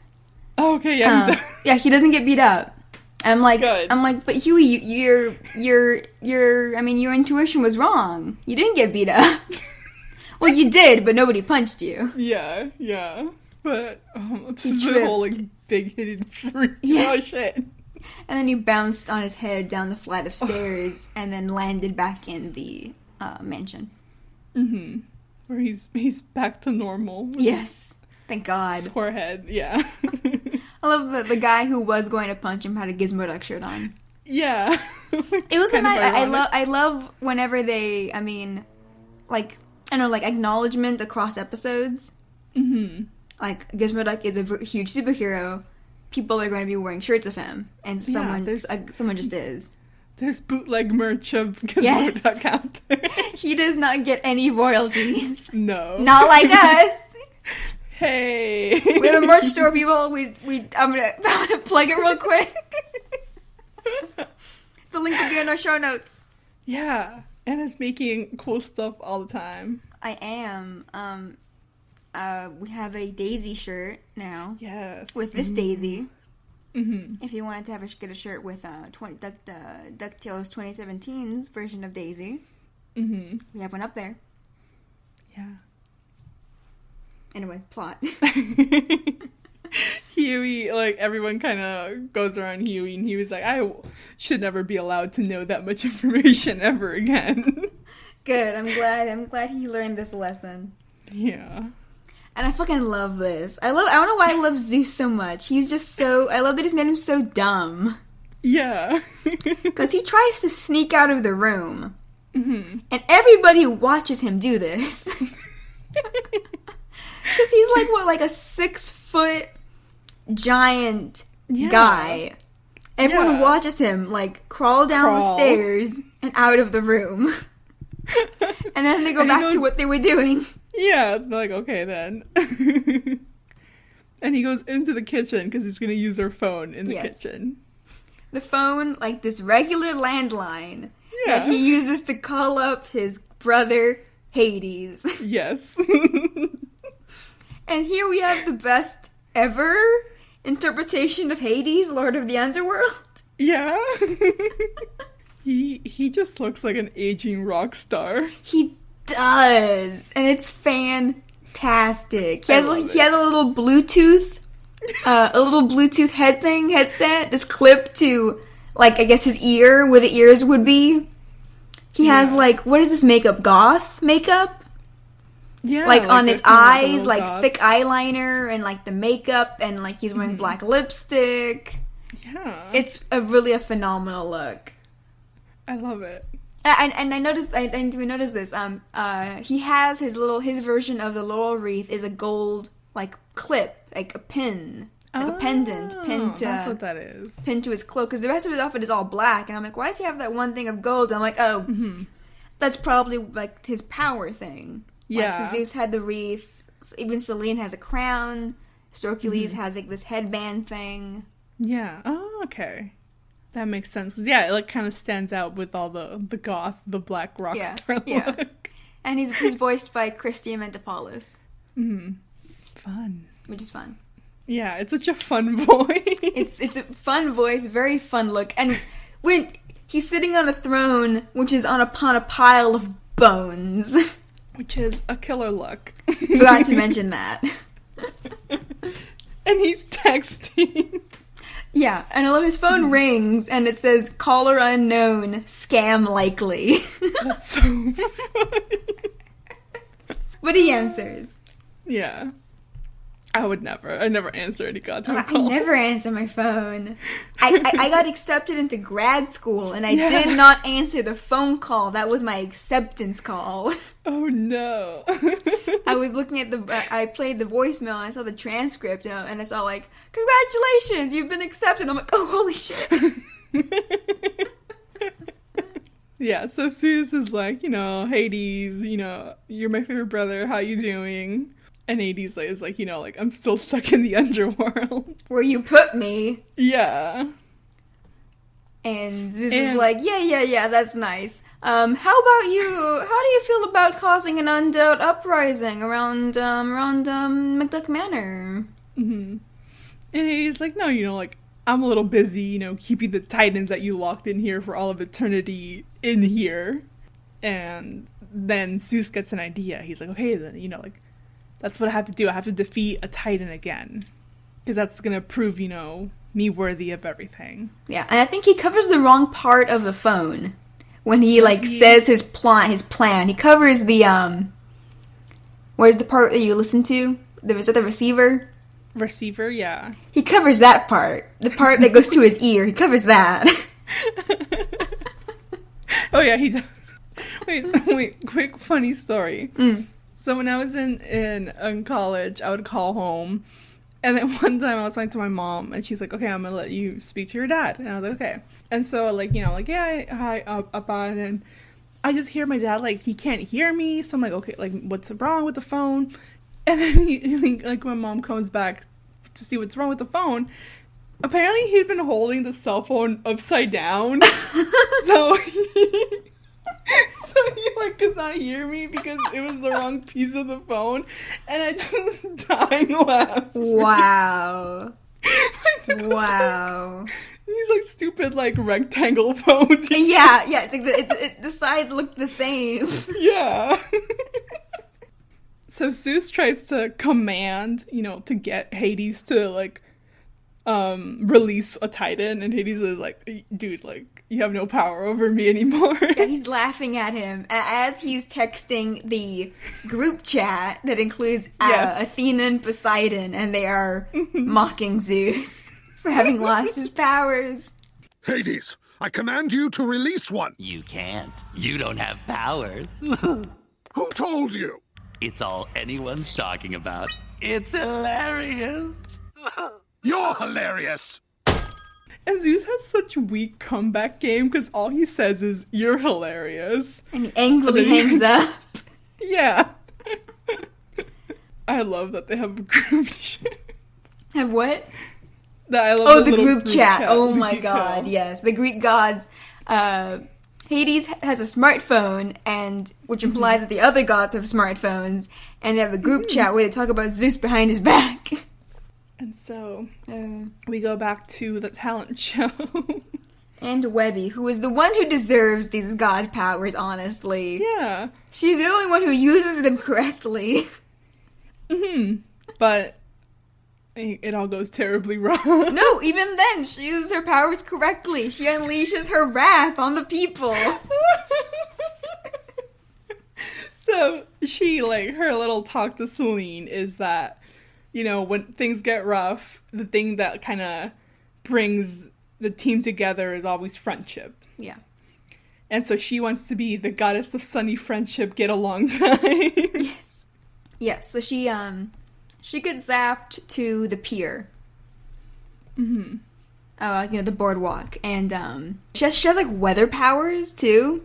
Yeah. And so like we said, it's been overcast all day, and she clears the clouds and what's the word? The sun comes out, and she says that people could use some vitamin D to make everyone happy. And people kind of see the sun come out and they're actually enjoying their day because you get a shot of everyone at the pier and everyone's kind of everyone's kind of miserable. Yeah, everyone looking miserable. It was gloomy day, and so that was funny. Yeah. But then she sees there's other problems, because Glomgold 1 is hogging the line on one of those... Oh, what are they I used to fucking love these. Same. The coin-operated machines, you know, like this one's a rocket ship, like I think they know, like most of them were. Mm-hmm. And he's hogging the line. I love carousel ones. Yeah. There's like a big old line of kids waiting for this man to get off. Yes. And he presumably has unlimited quarters. Yeah.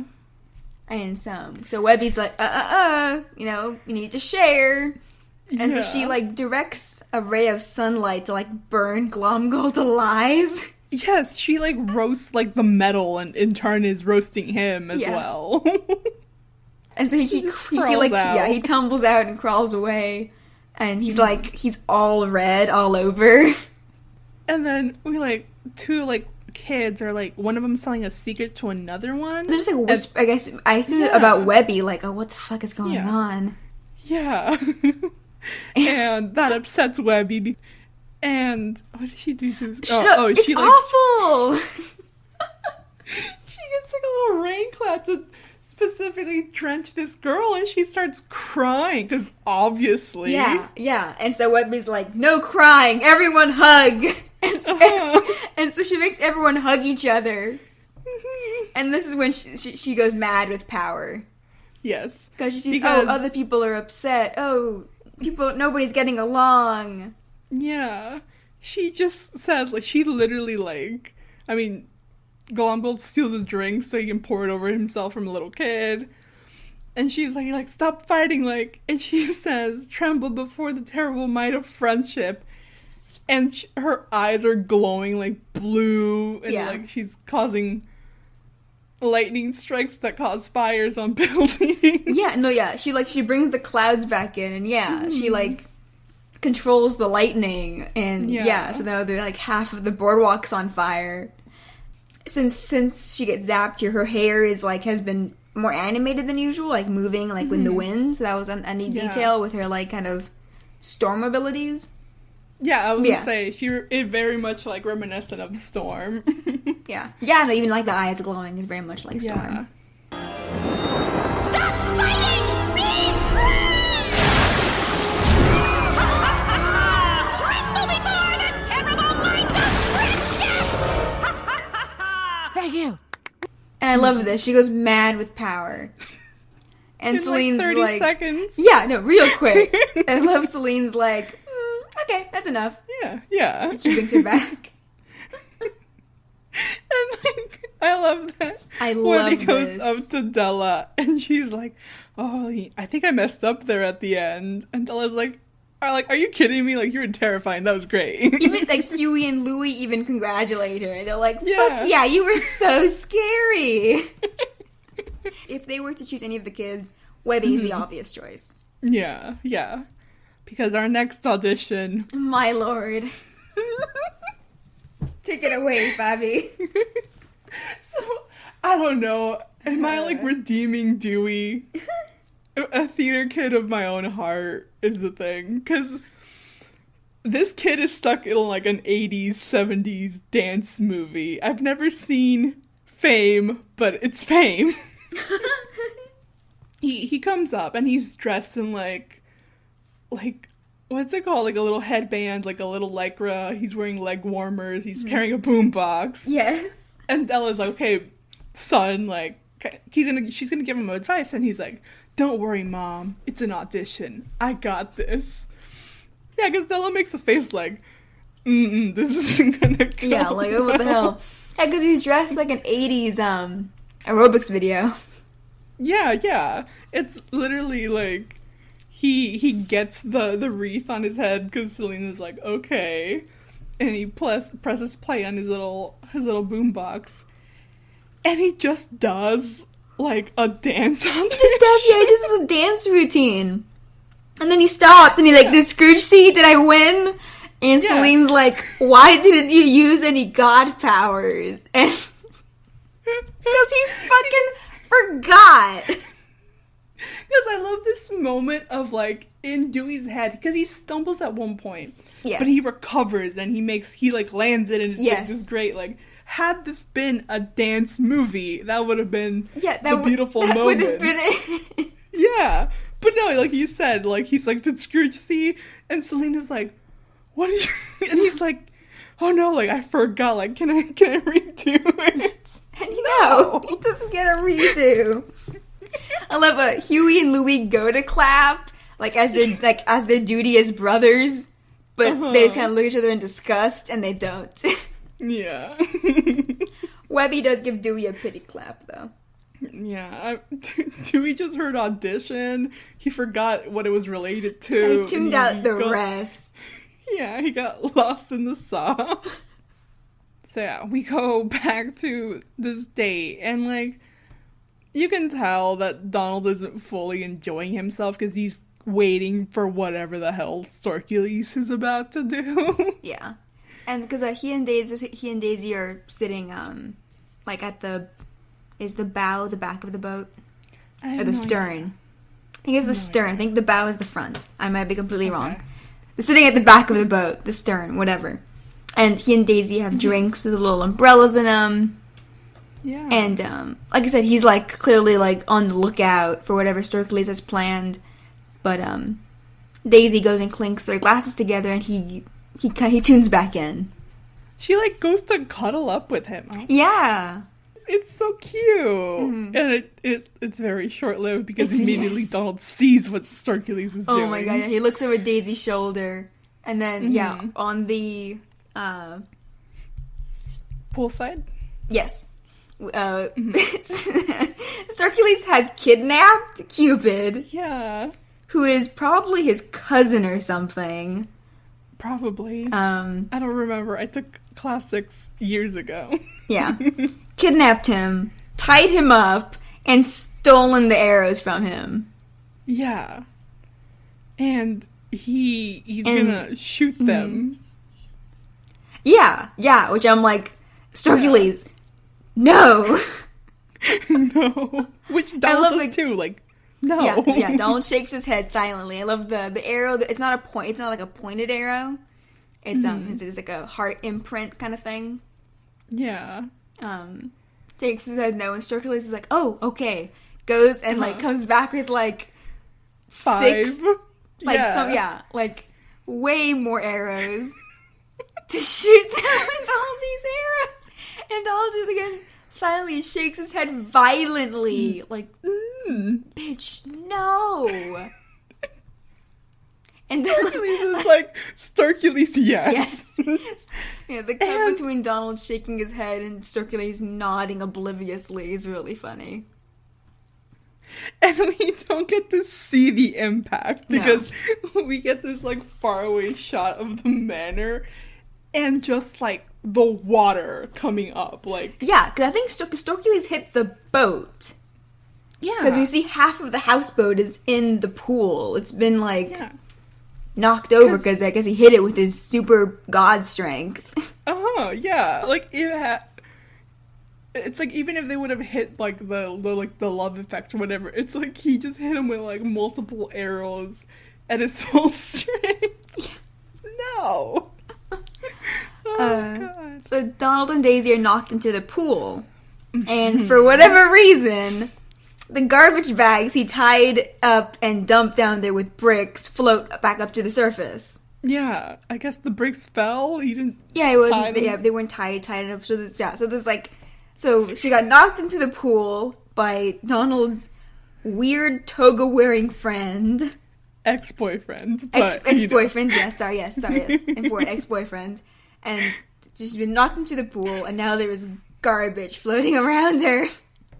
And she's like, I'm swimming in garbage water. Like, is this how you clean your house? And it's like, yeah, Storkules fucked up. He will continue to fuck up. But this one's on you, Donald. Yes, you were the one who put the garbage bags in the pool. This was the final nail in the coffin, basically. Yeah. It was the final thing that just broke Daisy, and she has enough. Yeah. She has had enough. Rightly so. She this is so sad because she like gets out of the pool and it's she's upset because she's like, like, you're hiding garbage in your pool and your best friend just attacked us. What else are you hiding? Oh, this feels like a mistake. And she leaves. Mm-hmm. And Storkules with we didn't mention Cupid is a little pig man. Within the wings and the blonde hair, and he has stuffed an apple in his mouth to keep him quiet. And he's just carrying Cupid on his shoulder. Yeah. And he, like, watches Daisy leave, like, I guess she wasn't the one, huh, Donald?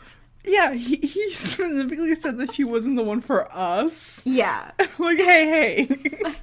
Storkules. And Donald is just floating, like, I forgot the word. No, yeah, so, like, because Donald doesn't get mad. No. Like, again, it's the whole thing with him just feeling so defeated that he just floats on his back in the water and just stays there, like, staring up at nothing. And it's so sad. Yeah, it's like, he's not mad, he's not yelling, like, he's not losing his temper, he's just kind of like, yeah, I guess. He's like, yeah, that's about right, huh? Mm-hmm. And then Storkules kind of realizes that he fucked it up. Yep. And it is a very pretty shot. There's a lot of, like, pinks because the sun is setting. Yes. So the water looks really nice. And so we go back to Della. Yes, Della and Selene. She finds Selene in the kitchen. Mm-hmm. What is Selene doing? I think she's going over her notes from, like, when she was judging the kids. Mm-hmm. Yeah, because Della's like, oh, like, you have a lot of great choices. Which one are you gonna, pick to be the next Olympian god? And Selene's like, I can't choose one. Yeah, she's like, none of them. Yeah. And she tells her, like, your team just, they're not ready to be gods. Yeah. And Della's like, the kids really needed this, like, kind of boost. Yeah, and I'm like, I'm not sure, Della, if this was the right, like, confidence boost for them. No. Like, hey, compete against each other for the honor of receiving the abilities of a god. Yeah, like maybe overkill. I feel like to me it's again like this family's so wacky and wild, like god powers are just kind of a thing. Yeah. But I'm like, and the kids hear that, so yes, they're all standing in the kitchen doorway and they hear this. Mm-hmm. And they're convinced that they've, like, failed again. Yeah. Because this Webby says, like, if we're not good enough to get god powers, then we're really, like, not good enough for Scrooge. Yeah, and I'm like, that is a wild leap in logic. I'm like, okay, I guess. Oh, and they all walk away, and Della's just left, like, as the door closes to the kitchen, like, trying to convince the kids that they are worth it, like, but they're not ready to hear it yet. No. Is it fucking Zeus? Yes! Fucking love this scene. So what is Zeus doing out here? I don't know. He's just running through, like, the woodsy area, right? Yeah, behind the mansion. Yeah, and he's talking to himself. He's talking to himself that he needs to get, like, a titan to come here, but that he doesn't have any powers. Yes, he's like, how am I gonna get someone to release a titan for me? Mm-hmm. Yeah, and that he doesn't have any powers, and then he sees Storkules crying, like, in a clearing, and he's like, this is my favorite line, and it's also the worst thing. Yeah, it's so mean and fucked up. It's so fucked up. He has no powers except the ability to manipulate his children. Oh, it's maybe the most fucked up thing I've heard in animation. It's hilarious.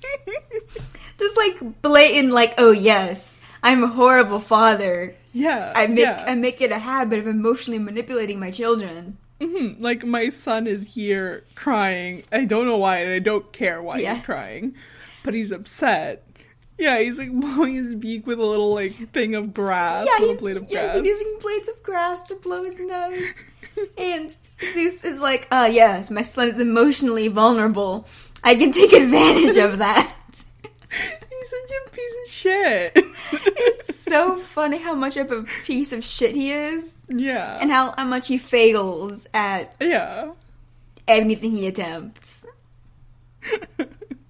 Poor Storkules. Oh my god, because Zeus comes over to him and Storkules turns to him and he's crying and he's like disgusted by the display of emotion. He's like, oh god. Tears. Because Storkules is full like trails of tears, is weeping. Like, I think we've all wanted to go to the woods and cry sometimes. It's living the dream. And when he says that he's ruined his friendship with Donald, right? That's what he's saying. He says that he's forsaken his best friend. Yeah. And so Zeus, trying to pretend that he's being sympathetic, sits down next to him and he's like, tell me all about it. And Storkules climbs into his lap. He just wants to be comforted by his shitty dad. Funny, his shitty dad. And he's talking about how like, I just wanted to make everything perfect for Donald, but I fucked it up. Yeah. He specifically says that now his Don is mad at him and he doesn't know what to do. He needs a way to like get them back together. That's right. What happened, son? I was tasked in aiding Donald's courtship. I wanted to make sure that their love was destined to be spread across the stars, but my actions seemed only to thwart their second of dates, and now my Don is mad at me. Oh, if only there was some way I could get them back together. One day I want to directly ask the crew, what? Like, I'm not reading into things. Like, you cannot tell me that I'm reading into things. Yeah. I mean, they're either exes or, or just like a deeply unrequited love. Yes. It is clearly unrequited now. Yeah. And I'm just like... that whole, what are your intentions with my Donald? Yeah. Great. And so Zeus is like, he tells a story about, he's like, oh, do you know, like your mother and I fell in love fighting a Titan? And I'm like, I don't think that's correct according to mythology, but who knows what's happening here. Yeah. He could just be lying to his son because he has no qualms about that. Yeah, putting mythology aside, considering that the Titan Zeus is talking about is Cronus, here, Cronus, like crow. I love that. Typically it's Kronos. In Greek mythology, Kronos is Zeus's father. And that's clearly not the case here. Yeah. Because it's just a monster here. Yeah. Like the Titans and Hercules. Mm-hmm. It's just a monster. It's not, they don't really follow the mythology in any way here. Mm-hmm. But it looks cool, so who cares? Yeah. It reminds me of like a furnace. It almost ties into the actual Kronos, because the actual Kronos was the king of the Titans and the god of time. And there was a prophecy that he would be overthrown by one of his children, so he ate all of them after they were born. Except Zeus, because his wife tricked him and hid Zeus away. Yes. Then later... It's all coming back. Yes. Percy Jackson. It's all coming back. So after a 10-year war between the Olympian gods and the Titans, it ended with the Titans driven into Tartarus.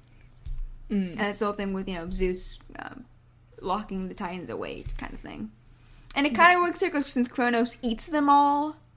Yeah. Like, it's like, it's not quite. Because this is clearly not you like... the elements.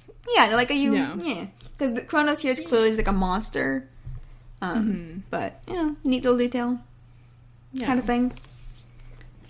But, Zeus is saying that he and Storkules' mother were, like, bonded in, romance and combat, fighting specifically against a Titan, but sucks there's no more Titans anymore. And if only someone with incredible godlike strength, you, could release one again. Yeah. You know, because it takes Storkules a little bit. Because Zeus is like, you know, a god that was really strong. And then Storkules is like, oh, wait, like, I'm really strong and I'm a god. Yes. Like, I can do it. Yes. And Zeus is like, yes. No, punch the ground and release the Titan. And Storkules does, but he does it for love. He does. Tragic. He's in love with Donald, but he must do this in order because he thinks about Donald's happiness before his own. Yeah. Oh, Storkules, you'll find someone that loves you the way you love them. Storkules deserves someone with his like similar level of energy. Yeah, yeah. Aw. Who would be good for Storkules? Let's pair him up like what, The Bachelor style? No, I hate The Bachelor. Never mind. I don't even know. Blind date. Who would we set Storkules up? Like, I don't know actually. Do you have any ideas? Oh, fuck, what are the characters we've got? Gladstone would be fucking hilarious. That would be funny. That would just be funny for the bands. It's like, Donald, missed your chance.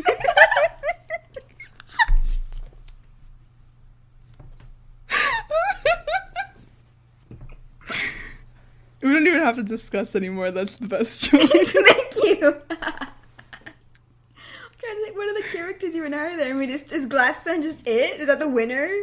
He might be. I'm like trying to think who else is out there. Who's single? Who is single and ready to mingle? Because there's other people, but I'm like, they're already with other people in my mind, so they're not getting chosen. Him and Dirk would be hilarious because they're voiced by the same person. No! The range. Yes. Romancing himself. I mean, Launchpad is a classic. Yeah. That'd be fun. Who else is single? Fenton. Technically, he is single, considering the girl he likes is a part of an evil organization. Yes, yes. How would that work? I'm trying to imagine it. I'm like imagining Mama. Would she like him? I think so. He can help in the kitchen. He's an excellent cook. Yes. Oh, the food would be delicious. Yes, once someone explains how a stove works to him. An oven, I mean. He worked the stove. Once someone explains how an oven works to him, it's all good. Has this become a dating sim? I don't have any, like, programming skills, but we can do this. I think I like the choice between Fenton and Gladstone. Yeah. I don't know. I feel like Gladstone would have a funny dynamic. Like a fun... I'm just imagining the scene from Shrek. Bachelor number 1 lives with his mother. Does not have a paying job, but he saves it on a regular basis. Fenton Crackshlocabretta, otherwise known as Gizmo Duck. Oh, you're not supposed to know that. Everybody knows that. It's fine. Bachelor number 2 is the luckiest goose in the world. That's all. That's it. That's all. He loves mimosas and shrimp shrimp.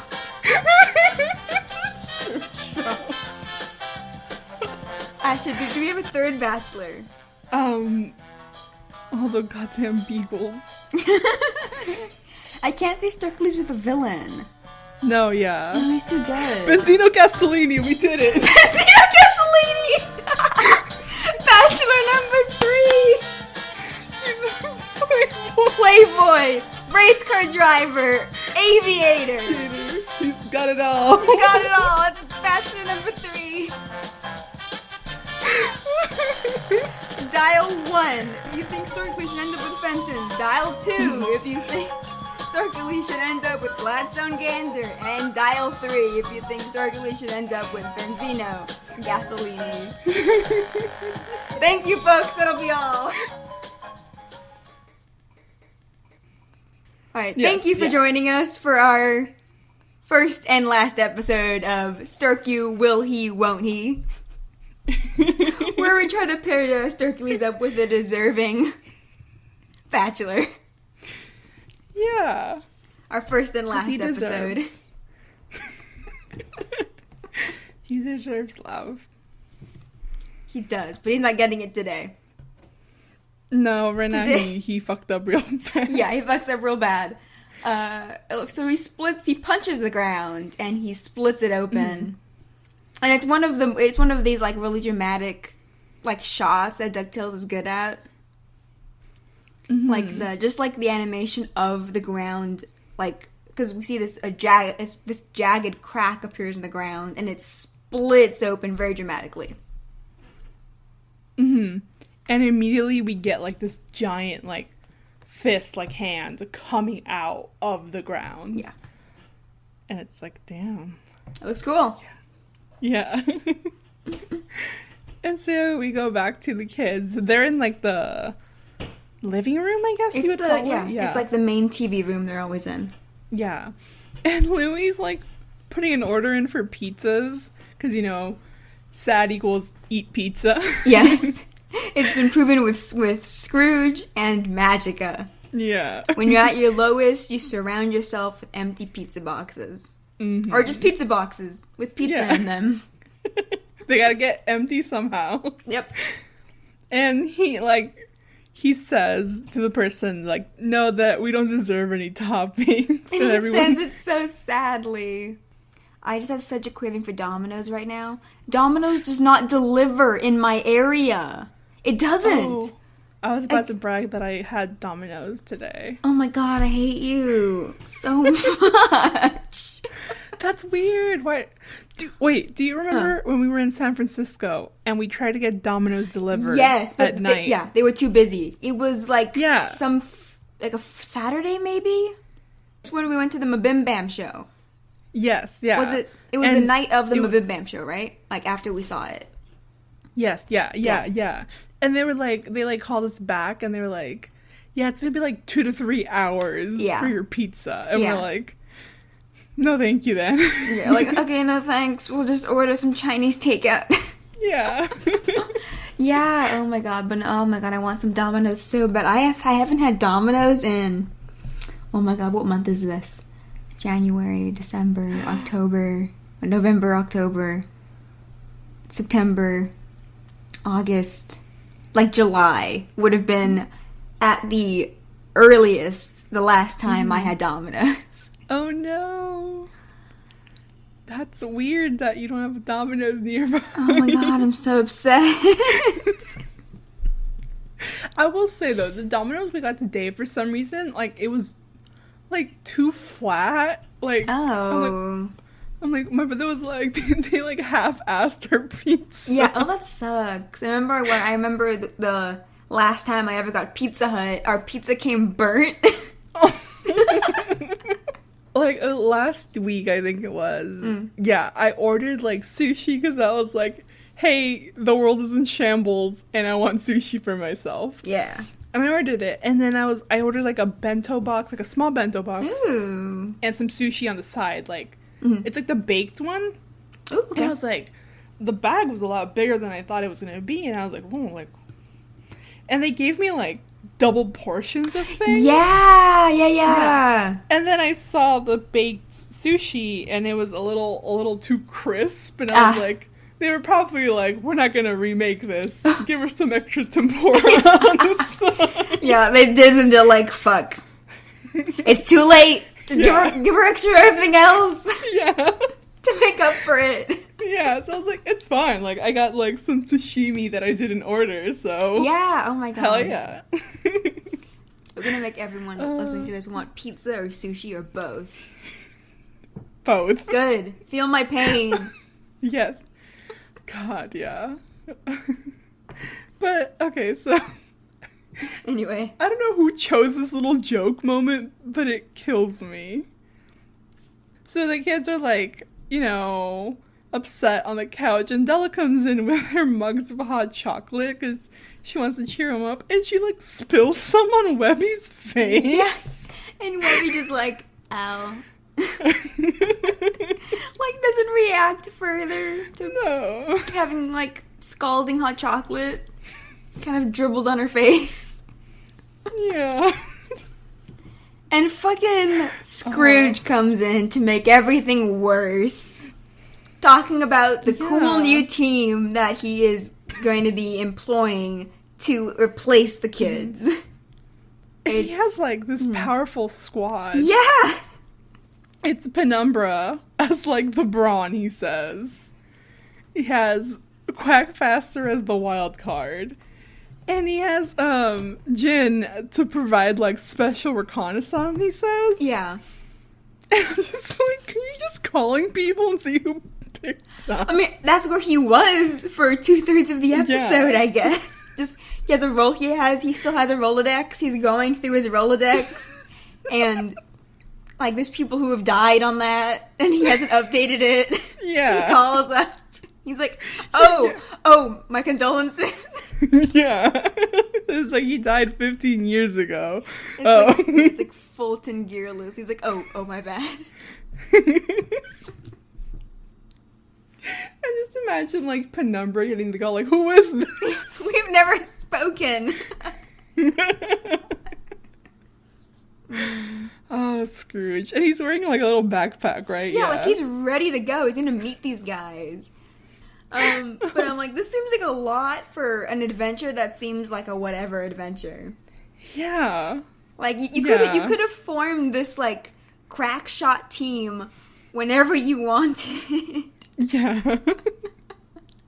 Is it just because you can't have it that you, like, have to, like, have it now? Like, you just has to do it? I guess. And he sees the kids being all depressed, and instead of being like, hey, kids, what's wrong? He's like, you guys clearly got something going on, so I'm gonna leave. Because Huey, like, slumps down into the floor, like, no, like, it's already happened, like, we've been replaced. Yeah. Oh, well, looks like you have your own thing going on here, so I can just go with them if you're deep in whatever this has become. But then, before Scrooge can ditch them all, the house shakes. Yeah.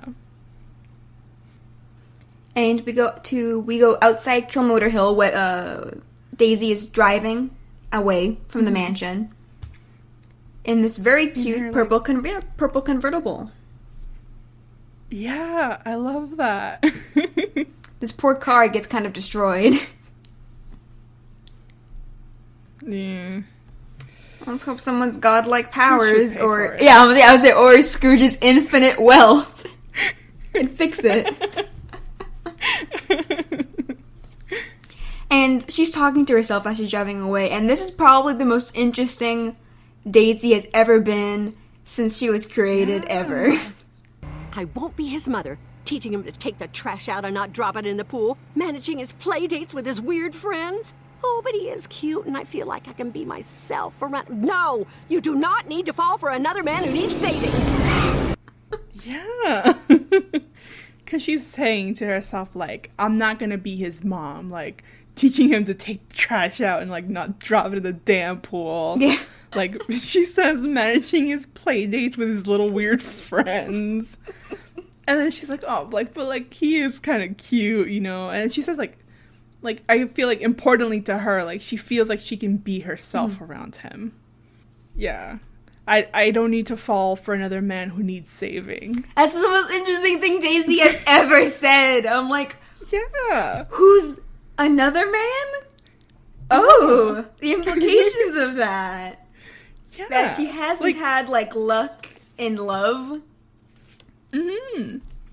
That's like, interesting. It gives so much depth to her as a person. Like, she just showed up in the context of, like, Donald's life, but she's lived her own life before. Yeah. You know? And I love that. Yeah. She's not just Donald's girlfriend. She's not. And, I mean, I know that, we went a bit into, Daisy's character and her origins in her premiere episode in Louis 11. But, the way Donald and Daisy's relationship is portrayed here, it's a very healthy portrayal of a romantic relationship, and it gives Daisy a lot more agency and a lot more personality. And it made me want to reflect back on the earlier and the original portrayals of these characters, since, I mean, they typically weren't as good as this, as evolved and mature as this. So, I mean, dating back to, I mean, I'm not going to back to the very, very, very early origins, but one of the first shorts that Daisy Duck premiered in, one of the first shorts she had a speaking role, and she was like a more significant part of the episode, was the 1945 short Cured Duck, in which Donald is forced to, it's Donald's job to get control of his anger issues. It's like that Daisy won't date him until he does. And so he does. He comes back and shows her that he has gotten over his anger issues, and then she gets mad because he laughs at the hat that she's wearing, and she gets so mad that she kicks him out, and she throws a similar temper tantrum to Donald's, and there's another short, Donald's Double Trouble, 1946, where Daisy won't date Donald until he learns better manners. And then herself, it's a trend of Daisy's character being more hypocritical, where all of the pressure to change and be better is on Donald. Their relationship being very unbalanced and it not being an equal relationship. And that extends to, I mean, several short, and most of these old shorts, their relationship is played more for comedy on a level that, like, Mickey and Minnie never were. I feel like they're more, like, dysfunctional from what I remember. Yes. No, yeah, they're completely dysfunctional. Even more modern shorts, I know, play off, like, Daisy getting upset at Donald for getting angry, and then the short will end with her getting angry without consequences. That's just a trend that many of the shorts and comics, and just a recurring thread of their, like, the dysfunctional nature of their relationship. And in the comic specifically also introduced a romantic rivalry between Donald and Gladstone for Daisy's affections. This is a trend that goes back to the 1949 comic Donald's Love Letters. Damn. So starting then and throughout the comic since then, Donald and Gladstone will compete for Daisy's affections, and Daisy will, like, on whatever whim, go on dates with either one. I'm someone also who hates love triangles. Especially cheap ones like that. I went down the line of Daisy's appearances in animation, because, I mean, the comics are a bit harder to pin down since there's 80 years of continuous comics, so it's harder to pin down in specific instances. But, I mean, Daisy showed up in Quack Pack. Obviously, Daisy was a major part of Quack Pack, and it's, for as much as I don't like Quack Pack, I think Quack Pack is a better portrayal that we've seen for her than most things. Again, not a fan of Quack Pack, but a more Daisy-centric episode was the episode 29, Gator Aid. And I've harped on Legend of the Three Caballeros before. I actually, in order to justify my claims, I went back and I rewatched the season 1, episode 7, Mount Rushmore or Less, where Daisy dates a new character, Dapper Duck, in order to make Donald jealous. And the season 1, episode 12, Shangri-La-Dee-Da, where, again, in a very similar trend to the original Donald Duck shorts, all the pressure is on Donald to become a better person. Yeah.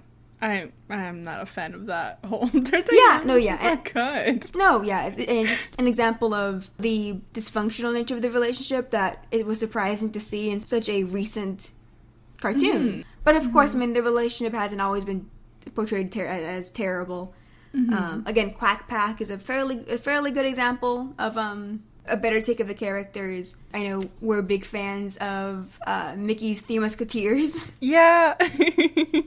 House of Mouse was also pretty good for Daisy's character, like let her be more of a character, separate from Donald. And a good Daisy episode in House of Mouse specifically is Daisy's Debut, which you can find on YouTube. That's where I watched it. Also,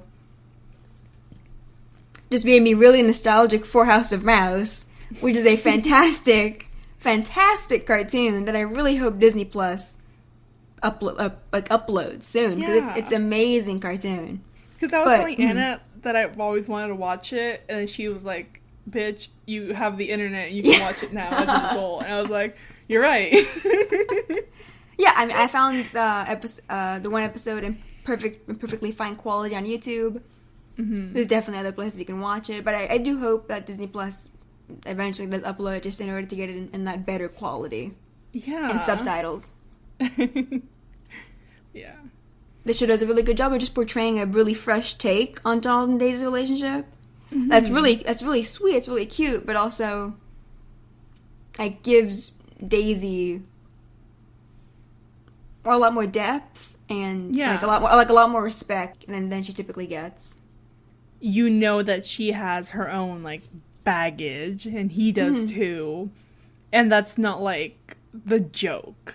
Yeah, you know, like that's not the joke here. The joke is that Donald's himbo of an ex-boyfriend ruined their date. Yeah, like at this moment was good because like he said, it kind of just it adds so much character in like 4 lines than Daisy has in a long time. And I love, like, right after she says, "Oh, like I'm not looking for another man who needs saving," she sees the Titan in the rearview mirror. Like it's obviously it's massive. It's standing above the tree line, and she immediately does a immediate U-turn to go save Donald. But this is a different kind of saving. So that was a fun little twist. And it's like zero hesitation. Yes. We go back and we see a shot of Donald still lying on the pool. He's still in the pool. It's dark now. I love, like, the stars are out, and he's still just lying in the pool, staring up at the sky. Oh. Until the Titan, like, appears. Like, it's taller than the trees. This thing is, like, it's like 100 feet tall. I don't know if that's overestimating. I was gonna say 30 feet. Oh, I'm trying to think. I'm like, how big is Optimus Prime? That's how I judge height. I don't know. Let's say 50 feet. Optimus Prime is 25 feet tall. I judge the height of monsters by Optimus Prime height. How tall is Godzilla? Godzilla's like 500 feet tall. Oh, okay. He's taller than buildings and skyscrapers. Okay. Let's say 50 feet. Okay. Yeah. And, like, Donald tries to swim away, but he's, like, snatched, and he's a snack. Everyone felt the shaking inside the mansion, so everyone runs out, and they're like, "Oh my god, what's a Titan doing here?" Yeah. And Dewey goes to, like, ask Scrooge what they should do, but Scrooge is already, like, a couple of yards away running. Yeah, he's already run off. And Della, like, tries to encourage the kids, and it's like, you know, like, this is your chance to, like, do what you gotta do, you know? To, like, prove to yourselves that you're good enough. Yeah. Mm-hmm. Daisy has taken her car off-road and is, like, just driving through the woods. She gets to the Titan right as Storkules does, just as the Titan eats Donald. Poor like, oh, Daisy. No. Yeah, she literally, like, screams. She just screams because she just watched the monster eat Donald. And, like, Storkules turns her and basically is like, okay, this is how we can still win. Yes. See, I know this looks bad, but don't worry. As he, like, because the Titan goes to grab Daisy, but, Storkules catches its hand and is holding it back. Yeah, and she is mad. Not to worry, we can salvage this. Mm-hmm. You killed my boyfriend!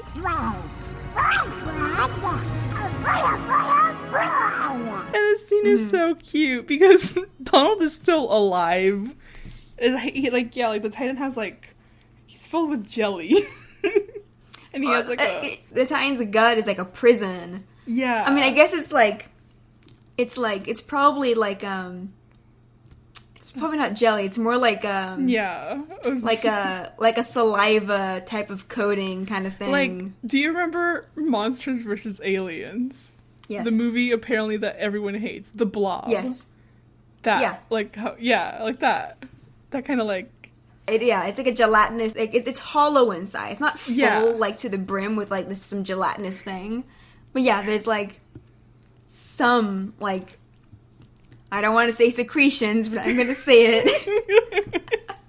inside the Titan. Goop. It's a goop. There we go. It's a goop. But Storkules picks up Daisy and they leap out of the way before the Titan can crush her. But it does kind of crush her car. Yeah. Sad. Rip that really cool convertible. I know. Scrooge better fucking cover that. Yeah. And then we get to see Celine fighting, which we've never actually seen her like abilities beyond like teleporting and stuff. Mm-hmm. She summons the power of the moon and has a moon ray. Yeah. And I guess they can't show Storkules just straight up punching this thing. Or they wanted to get creative about it because he grabs a tree and picks it up out of the ground and uses that to hit the Titan repeatedly in the face. Before, like, it kind of looks like they might win. No. The Titan immediately grabs Storkules and also immediately grabs Celine, so now he has both of them, and he eats both of them. Yeah, he tosses both of them in his mouth. And Celine drops the laurel wreath. And we get, I mean, the most surprising running gag. The running gag that most surprised and delighted me, I should say. Because Zeus makes a run for the wreath and fails immediately. Zeus' time to shine, baby. Yes. He goes, and he's immediately grabbed. He's like, nope, failed immediately. He's picked up and also eaten. Zeus's time to shine, baby. Nope, failed immediately. It gave me big, like, in Shrek 2, where Pinocchio gets turned into a real boy. And Oh, he's yeah. a real boy, and he immediately gets turned back. Yeah, I'm a real boy. I'm a real. I don't think we've described the Titan enough. I really like how it looks. Obviously, it's nothing like the actual mythological Kronos. That's fine. Because it's got like a crow kind of look, but like with these horns curling straight out of its side of its head. Yeah, and it's kind of like, I would say like made of like ground and like dirt and like grass. Yeah, it's got like grass, moss, and like rocks like coming out of it. Its wrists, it has like broken shackles around its wrists. Yeah. It looks really cool. I like how it looks. Yeah. And it fits like it's fighting them in the woods. Yeah. We get these shots of just like how big it is compared to like the ducks that are like running at this thing. Scrooge and Della like are running at this thing, and Scrooge is like, okay, we need to like break open this thing's stomach and then free everyone else. And he questions where the kids are because they're like climbing like up. Yeah, they're climbing up the side of its legs. Yeah. And Della's like, they're like, on the ground doubting everything that they've ever done because they spent the whole day worried that like you're replacing them. Their kids need to constantly prove themselves to you. Is that why they're wasting their time with god powers? Because of me! You expect so much. And Scrooge has this whole like, no, like they're the best team I could ever ask for. I'd never replace them. And she's like, well, tell them that. Yeah. I don't know. I mean, I feel like this whole thing, I don't know what we learned from this. Right? Like, I feel like nothing changes. We almost touch on something interesting. Like, Della says that Scrooge always expects so much. Mm-hmm. And that could be interesting if you think about Donald and Della. Yeah. Like, I mean, they grew up with Scrooge first. Mm-hmm. And, like, how they dealt with managing Scrooge's expectations. Yeah, like, Donald rejected them in the end, and he doesn't, like, want anything to do. Della's still kind of, like, her, I don't know, need to impress him led to her being gone for a while. Yeah, I mean, the way they were raised is why she got stuck on the moon. It's why she took the Spear of Selene in the first place. And so it's like almost touching on interesting things beyond the kids. Even with the kids, this isn't like a revelation that's long lasting. Like Scrooge has already learned the importance of family and like staying with his family and blah blah blah blah blah. Yeah. It feels very, because I guess like it hadn't even occurred to him that he was like making them feel bad. Mm-hmm. So I guess like to me that also adds to kind of like how flippant the lesson is. Yeah. Scrooge kind of says like, I mean, not for reals, I wasn't gonna replace them. Like I just kind of got into my own head about it. Like it's fine. And I do like that he, like, because he goes on to apologize. Because Della tells him, like, you need to let them know. Yeah, and he apologizes, we see here, and then he apologizes again once things have calmed down, which I'm like, yeah, that's nice. That's nice. Yeah. But yeah, like, it doesn't, this lesson doesn't feel like there's any real staying power to it. There's no impact, really. I mean, I guess I'm, like, keeping maybe hope that this is, like, foreshadowing for an even deeper conversation about this. Yeah, we'll see. So Scrooge does apologize to the kids. Yeah, because he says, like, you know, that he's lucky to adventure with them and that he doesn't need, you know, that he lost track of what he really has and he doesn't need to replace them. Doing this very, like, rushed apology because Della has just been taken by the Titan and eaten. He tells them, as the Titan grabs him, for them to grab the laurel wreath and use it to be the Titan. I don't need different people on my team. I just need you to grab that laurel wreath and defeat this clinking creep. Well, we have this cool Daisy moment because Daisy's still here. Yeah, because the Titan is too afraid of her to grab her. Yes, she like screams at him, and he kind of like stays back, like, okay, maybe not then. I love Daisy on the ground. Like, has she met Donald's kids before? If not, this is a hell of an introduction. Because immediately, like, the kids divide the wreath, and they all get, like, their powers again. And it's just, like, yeah, like, does she know what's up? Cause, I mean, like, one of them just got a big old head, like. Yeah, like, some of them are floating. Like, did she, like, I don't think, I mean... At no point, I think, did she know Storkules was a god, like a Greek god. And then suddenly a monster is here. Donald's kids are floating. Like, the red one has a big head. Yes. Yeah, like, how much does she know? Yeah. I guess that's why. Like, I wanted a more, like, I don't even know if we recorded this or this was this one-on-one conversation. I think it was one-on-one. Yeah. I wanted just Daisy and the kids to interact a bit more. They don't at all, so. Yeah, because when we first read, like, the summary, it was kind of vague. Like, it just kind of said that someone wasn't happy or was, like, interfering with Daisy and Donald's date. And me, because I still believe that this is the summer of Huey, I was like, oh, it's gonna be Huey. And because Huey would make sense, because he wasn't at the party. He wasn't involved in the Louis 11 episode beyond his very brief scene, so he never saw Daisy or met her in that episode. What's the word? Forge. Oh yeah, he forged his signature. Yeah. So I think that would have been interesting, and then you kind of get like the interaction between like Donald's kids, you know. And Daisy. Yeah. I mean, and I always love seeing Daisy interacting with the kids, and because there have been some, I think, Mickey's Christmas Mickey's Once Upon a Christmas and Mickey's Twice Upon a Christmas are two of the Quack Pack have her interacting with the boys a lot, and I definitely wanted to see this show's take on that, except they don't interact at all, and Huey, I mean, trying to either organize the date or trying to ruin the date. Being involved in a main character's love life makes sense for Huey because he's done that repeatedly. Yeah. He heard he did a date. They tied spaghetti for fence. Yes. Yeah, I don't know.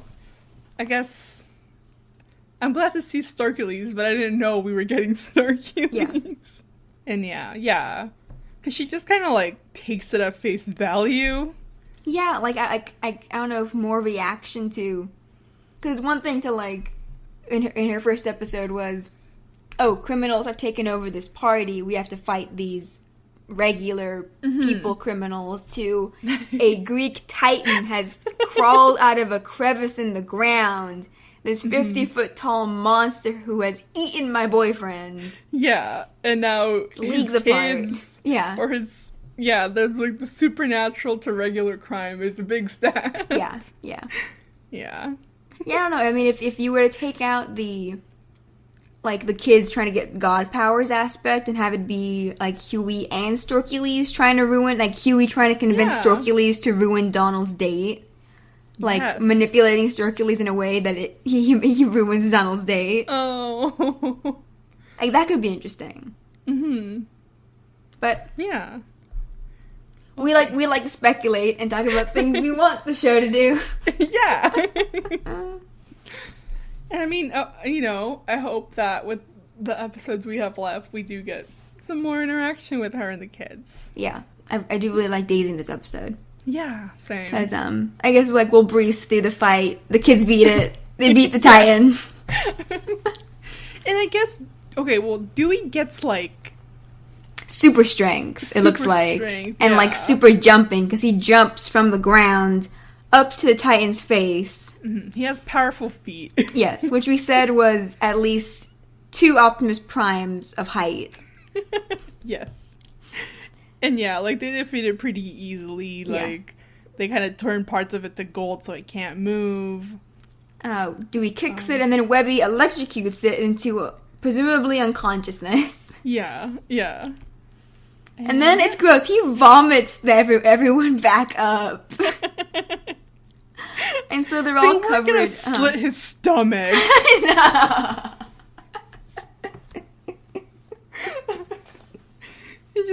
Scene of Daisy just slitting the thing's stomach, picks up Donald and gives him a kiss. But yeah, it's not nice to watch this thing vomit. No, but yeah, so like they're... Let's say it's, well, I guess stomach acid would be but it's like goop. Gross and goop. It's goop. Because they all get puked up, and they're all covered in this slime. And I love they're all just, like, in various states of, like, exhaustion, and, like, we were just puked up by a giant monster. And I love that Celine, like, she's like, ew, this is gross. Del, I'm gonna use your shower, and then we're gonna order pizzas. Like, it's sleepover time. Yeah. I love that she's the one who rallies the quickest. Mm-hmm. And this Donald and Daisy scene is the cutest thing ever. It's so sweet. Cause she rushes over to him and, like, looks him over, like, oh my god, are you okay? Yeah. And then she, like, grabs his face and he starts, like, blushing. Because they're, you know, girlfriend and boyfriend. Yeah. And he goes to cradle her face, too. And then belatedly realizing he's covered in monster vomit. Yeah. Goop. And he has his moment of, like, oh crap. Yeah. But she laughs and they're both blushing. And they kiss and it's super cute. Oh. Until Storkules ruins it. He picks him up again, and he's very happy for them, but... Yeah. Our second kiss in DuckTales. Oh. Since, I mean, we haven't talked about the fact this is the last season, but this is the last season. They're like, alright, we can make the characters make out! Quickly! We got Scrooge and Goldie. Check! Donald and Daisy. Check! Who's next? Light them up! Who can we draw making out next?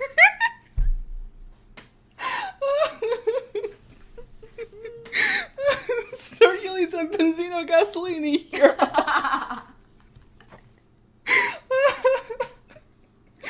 Oh no. So we went with Bachelor number 3. I went with Bachelor number 3 because it made me laugh. So I hear the word shrimp and I lose my goddamn mind. I'm tempted to make a shrimp shirt, though I don't know. You should. I don't know who would buy that. People boy. that know the joke.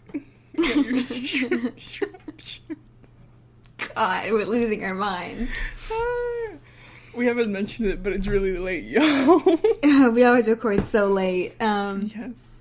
Scrooge does like a proper apology to the kids, which is nice. Mm-hmm. As he collects the laurel pieces. And then, I think, Zeus snatches it out of his hands. And with this, like, demonic grin, puts the laurel wreath back on his head. Throws a really weak-ass lightning bolt at the Titan. And then pushes it back into the crevice. And he's like, I did it. I'm the best. Like, basically, like, zero effort. Yeah. And then he trips and falls. And lands in the underworld, apparently. Yeah. Because I love how, like, it's so shallow. Like, Once more, Zeus has saved the mortals, defeated the Titan, and reclaimed his throne. For I am the mighty Zeus! Zeus? Hilarious. You are! and everyone just walks away. Yeah. I mean, did they let Zeus keep it? I guess. But I'm like, no. He sucks. Well, Selena's probably like... Well, Selena's gone, so she probably didn't have like... I'll just get it from him later. Yeah. She'll snatch it when he's sleeping. Yeah, it's so funny that Storkules is just walking with a couple. Yeah, he walks away holding Donald and Daisy in his arms. Like, crushed against his massive biceps. And that was New Gods on the Block. Yes. We did not mention the fact that it's a reference to that one boy band. Yeah, we did it. New Kids on the Block? Yes. I don't think I've ever listened to any of their music. I looked up their songs and I'm like, I've never heard of these songs. I feel like I've only ever heard parodies of y'all's boy band name. Yeah, That's it.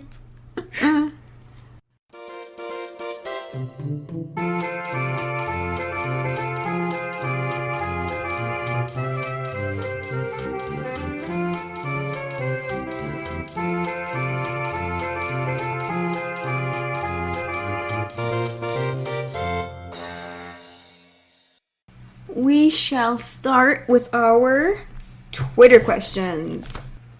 Let's see, from Sexy Donut 666. In the comics, it's mentioned that Gladstone got the luck, but Donald got the looks. Do you think that with two whole love interests, that applies to the show too? Yeah, but in our canon, we've also possibly given a love interest to Gladstone. We have. He's a potential bachelor for Storkules. I mean, yeah. I mean, Donald's got it going on, I guess. Let's see. From StitchFan08. Do you think we'll see Daisy one more time before the end of Season 3, since they're done after Season 3? I hope so. Me too. I mean, how many episodes do we have left? Not a whole lot, but if anything, we'll probably get her in whatever finale we get, since so far the finales have always been like big character roundups. Mm-hmm. Yeah, so maybe not like another Daisy-centric episode, but I hope she'll be around. Yeah, no, probably. I mean, if not, part 1, part 2 of the finale, maybe both. Mm-hmm. Let's see, from Turtle Duck Dog 1, what do you think about Della and Celine's relationship? Yeah, we didn't talk much about it. I also think exes. Yes, yeah. I think we gotta see like a little bit more like of a serious Celine. Yeah. But she's also kind of like, okay, Della, I'll do this thing for you. Not because I believe any of these kids can be, gods, but because, you want them to feel better.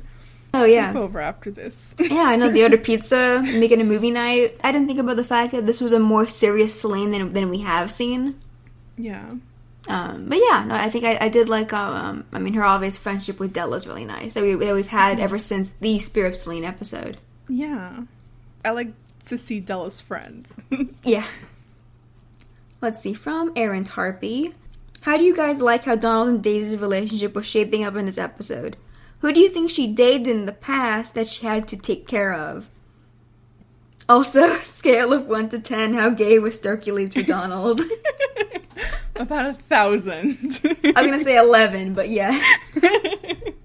Yeah, I mean, we talked a lot about how we liked how Daisy and Donald's relationship was shaping up, but do you think there's anyone specific about who she dated that she had to take care of? I mean, I don't think it's like a legacy character. And No. I feel like that makes it more interesting that it's just, someone. Because it's not like, we're going to bring in a new plot. It's like, no, this is just a fact of her life. Like, somewhere in there's been people that, like, she dated, and then it was like she was maybe putting in too much work, wasn't worth it, Yeah, I mean, like how Emma Glamour was a new character who was a very important part in her origin. Yeah, not like a legacy, not even like Dapper Duck, who is like the kind of, other than Gladstone, like one of the rivals for Daisy's affection. Mm-hmm. Yeah, I like the inclusion of it because it adds, I don't know, like, it makes her seem like an adult, like very like realistic. Yeah, I think especially since Daisy has been so often depicted as kind of ditzy. Mm-hmm. This makes her, I guess, feel more adult and more of like a person. Even characters like Daisy who've existed for 80 years, like giving these characters like depth that they previously didn't have, or creating new characters and giving those new characters depth as well. Yeah. Let's see. This is fun. At Snurple Purple. If Dewey actually got to use his power, what would you have wanted him to be the god of, and how should he have messed it up? Oh. The god of dance, and then he forces people to dance, and then it turns into like that French town that danced till they died type thing. Oh my god, yeah. Except nobody dies, but they almost do. But yeah, like, it's terrible. Like, the implication is there. Yes. Yeah. It's fun. Yeah. Oh my god. Yeah, because it still speaks to his desire to be a performance artist. Yes.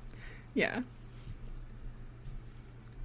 Let's see, I'm not sure how to pronounce this. At Exo Gusam. This Hades is the best Hades interpretation in modern media, and the edgy uncle the Saber-Winged sisters deserve. Not so much a question as a comment, but yes. Yeah, I like his design. It's fun. It's a very fun Hades design. Okay, so Tumblr. This isn't a question, it's a comment. It's a fun comment. So we don't need anonymous, but they have their own name. Okay. It's from the Jambalaya Jake Pat Annan, who says, "Done catching up with the podcast, and it is as great as ever. Thanks for doing what you do. Just wanted to say I was high as fuck when I made that ask and not entirely sure if I had dreamed it or not. Imagine my horror seeing the episode title. Guess what I really wanted to say is sorry about that. You have nothing to be sorry about. Please don't apologize." It delights me. It's like I'll go through looking for questions, because sometimes we get questions for episodes really early, and I'll stumble upon that ask, and it always cracks me up. It was so funny. It was so funny. Yeah. We titled our separate little episode about it. Yeah, that was our Jambalaya Jake Pat episode, which is what we called the hour-long special episode where we answered questions from Let's Get Dangerous Part 2. It was amazing. Yeah. Thank you for this gift. I love it. When I saw that message we received, I laughed out loud. I burst out laughing. It was amazing. Thank you. Thank you for letting us know. Yes. We have a question from Oh the Humanity, who asks, What would Della's godly power have been if she had got to try it out instead of the kids? What about Donald, Daisy, Scrooge, whatever character you want to imagine? Benzino Gasolini? Why do our listeners know me so well? It's alarming. Let's see. Yeah. Della. Would she be like flight or navigation or something? I feel like it'd be like flight. Yeah. Like some sort of like flight. Trying to think of like when you're a kid and you're imagining powers. What are your options? How about Donald? I can't even imagine what Donald would be because I just know it would go really bad. I know. Really no matter what, it would go bad. Though I feel like knowing this show, it would be something voice related. Oh. Yeah. The god of public speaking. And yeah, that could be a disaster. Yeah. It would be like when Donald takes the voice pills in that one short that I can't remember the name of. I vaguely remember that. Well, why don't you say something?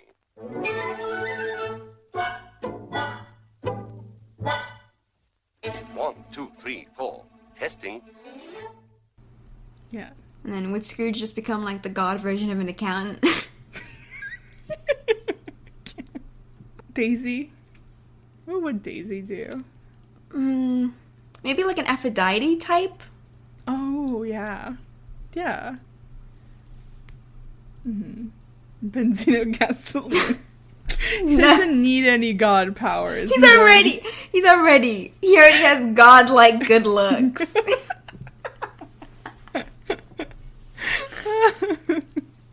God. Okay. We have an anonymous comment. What do you want to name him? Ooh, Cronus. Ooh. Cronus says, I'm forever left wondering what the dream team of Penumbra, Quackfaster, and Jin would have been like. Yes. That would have been... I know, that would have been cool. We haven't seen any of those guys in a while. Yeah. So... It's just Quackfaster was mentioned, but that's it. Yes, yeah. I miss her wild ass. She's so funny. It's really funny. We have another anonymous comment. Cupid. Okay. Cupid says, kind of surprised that Scrooge actually apologized to the kids. I didn't think that would happen anytime soon. Whoa, rough. Yeah, it's I guess I kind of agree because we never got the Webby apology you're right. I'd almost forgotten. Yeah. Last Crash. It's been so long. Yeah. I mean, besides that, I think Scrooge does typically apologize when he fucks up with the kids. But yeah, I think, the lack of Webby apology was the more egregious of his sins. I was gonna say sins, yeah. Is that too extreme? But yeah, because, I mean, he's been pretty good at saying, I fucked up. Yeah. We have an ask from an author who asked, do you think the character sitting on the library steps is some sort of hybrid between Kildare Coote, I hope I'm pronouncing that right. Probably. And Gideon McDuck? He appears in the background of Duckburg and is pretty easy to spot thanks to his eyes, which have a blue iris and black pupil. He has Kildare's hair and a tie tucked in under his vest, but is wearing jeans, a long sleeve and a vest, and shoes, which is Gideon's aesthetic. He was also at the Mouston School of Business, and a big part of Gideon is that he went to college. Okay, so Gideon McDuck is he's not an official character in that he's not acknowledged by... He wasn't created by Karl Barks and he wasn't created by Don Rosa. I think he's a product of either the Netherlands comic comics, like Donald Duck comics, or the Italian Donald Duck comics, I think. Well, it's one of those. A branch of the European comics, I'm almost positive. Mm-hmm. And he is Scrooge's half-brother. Oh. So, okay. So fitting him in is weird. Mm-hmm. And can either imply that Scrooge's father, that Fergus, cheated on Downey, or was married before, or had a child with someone before Downey. Mm-hmm. Yeah, you have to like go into all sorts of things. I don't know too much about him beyond that he exists and he's like a newspaper mogul. Okay. Kildare Coote is from Donald's side of the family. Mm-hmm. Trying to figure out where he fits in. I think he'd be a great uncle or a second cousin of Donald. Okay. I don't have. I'll pull up the family tree, see if he's on. I don't think he's on the official like Don Rosa family tree. Mm. Is he on your family tree that you made? No, I don't acknowledge Kildare Coote. Yeah, Kildare Coote is an Italian creation. Okay. He's from. Says he's related to Donald and Feathery. He is supposedly Donald's cousin, probably like a second cousin. Okay.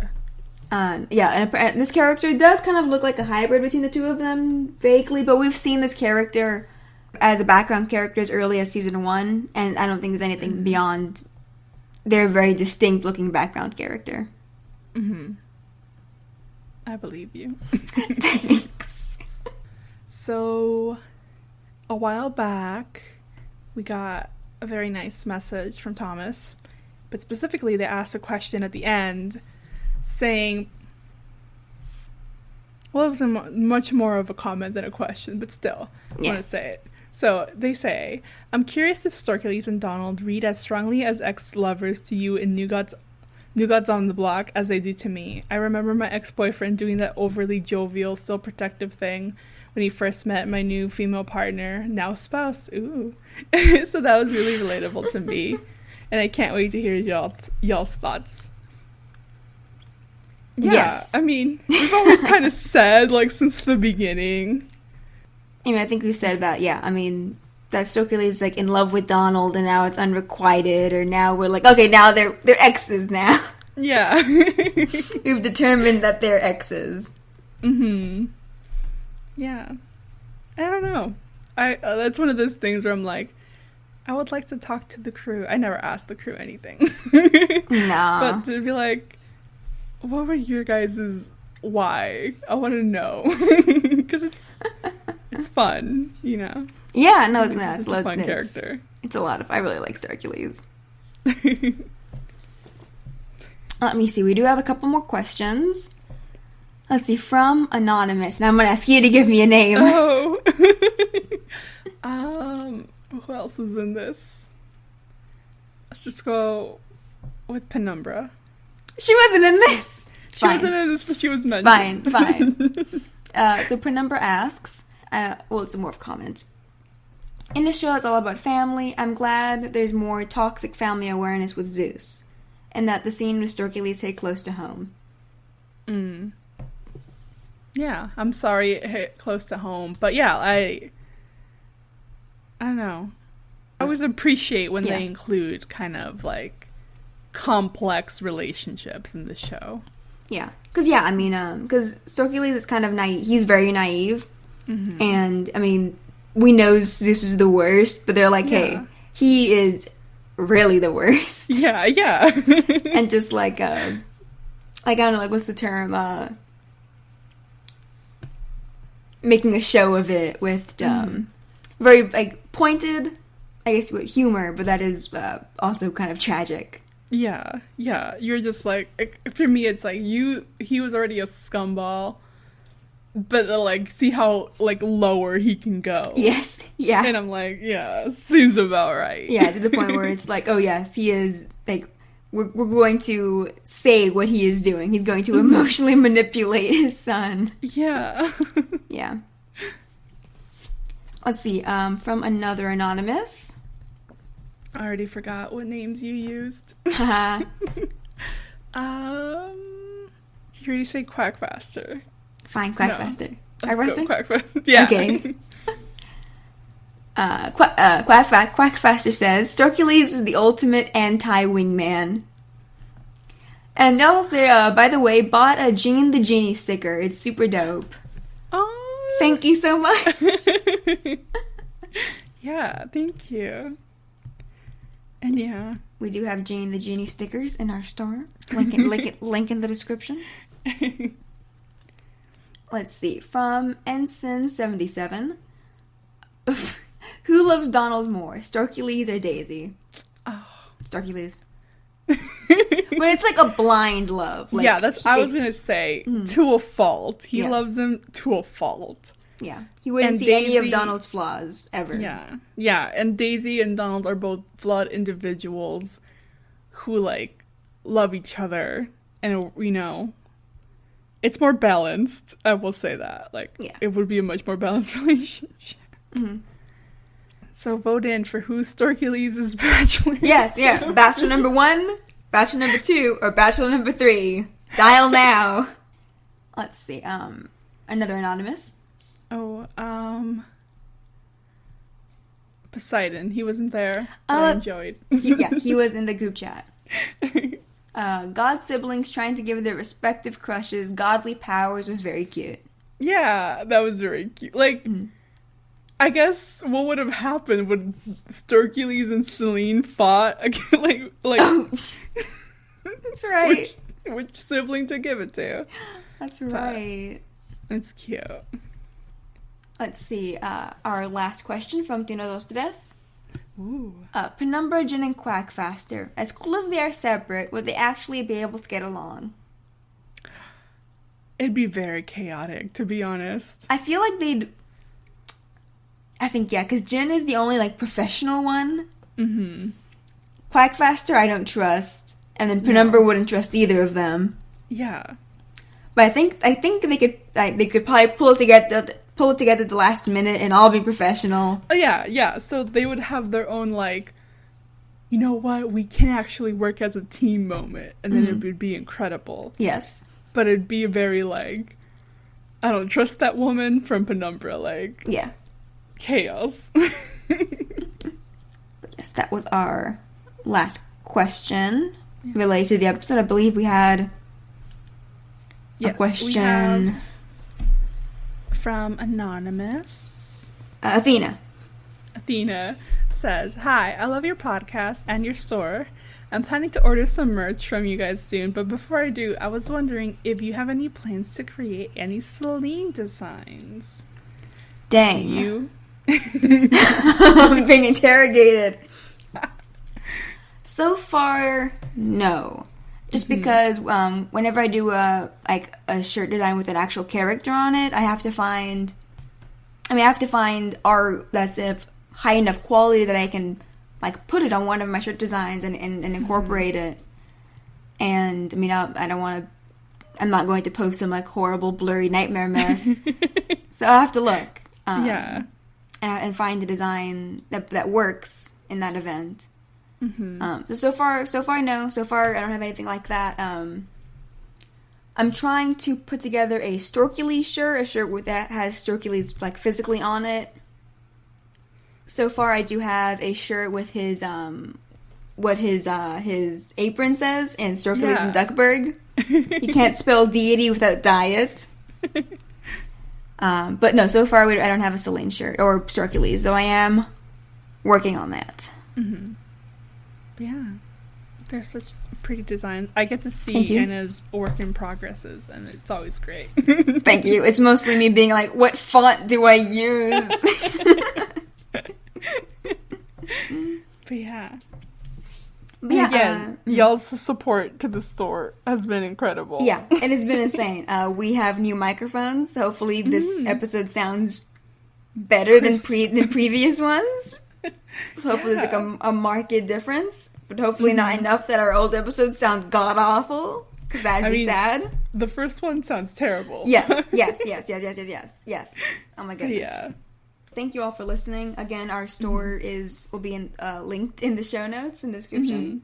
And our store will be on sale. There'll be a 35% off sale, which means our shirts will be $13, stickers will be $2, and masks will be $8. And the sale will be going from the 27th of January to the 29th.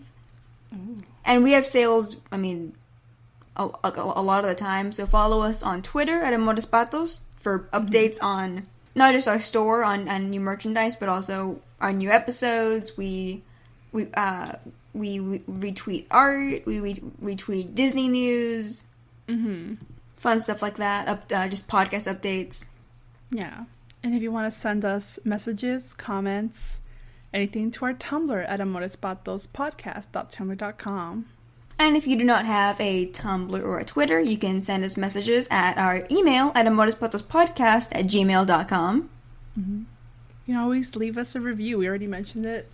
Yes. Start, but we'll mention it again. At iTunes, I guess it's the only place that we know. Yeah, I guess it's the only place that allows reviews. Yeah, if anyone else knows, it's been 3 years, but we're still a little clueless. Yep. And thank Michael at Spintrick for our lovely cover art. And alrighty, saludos amigos. Saludos amigos.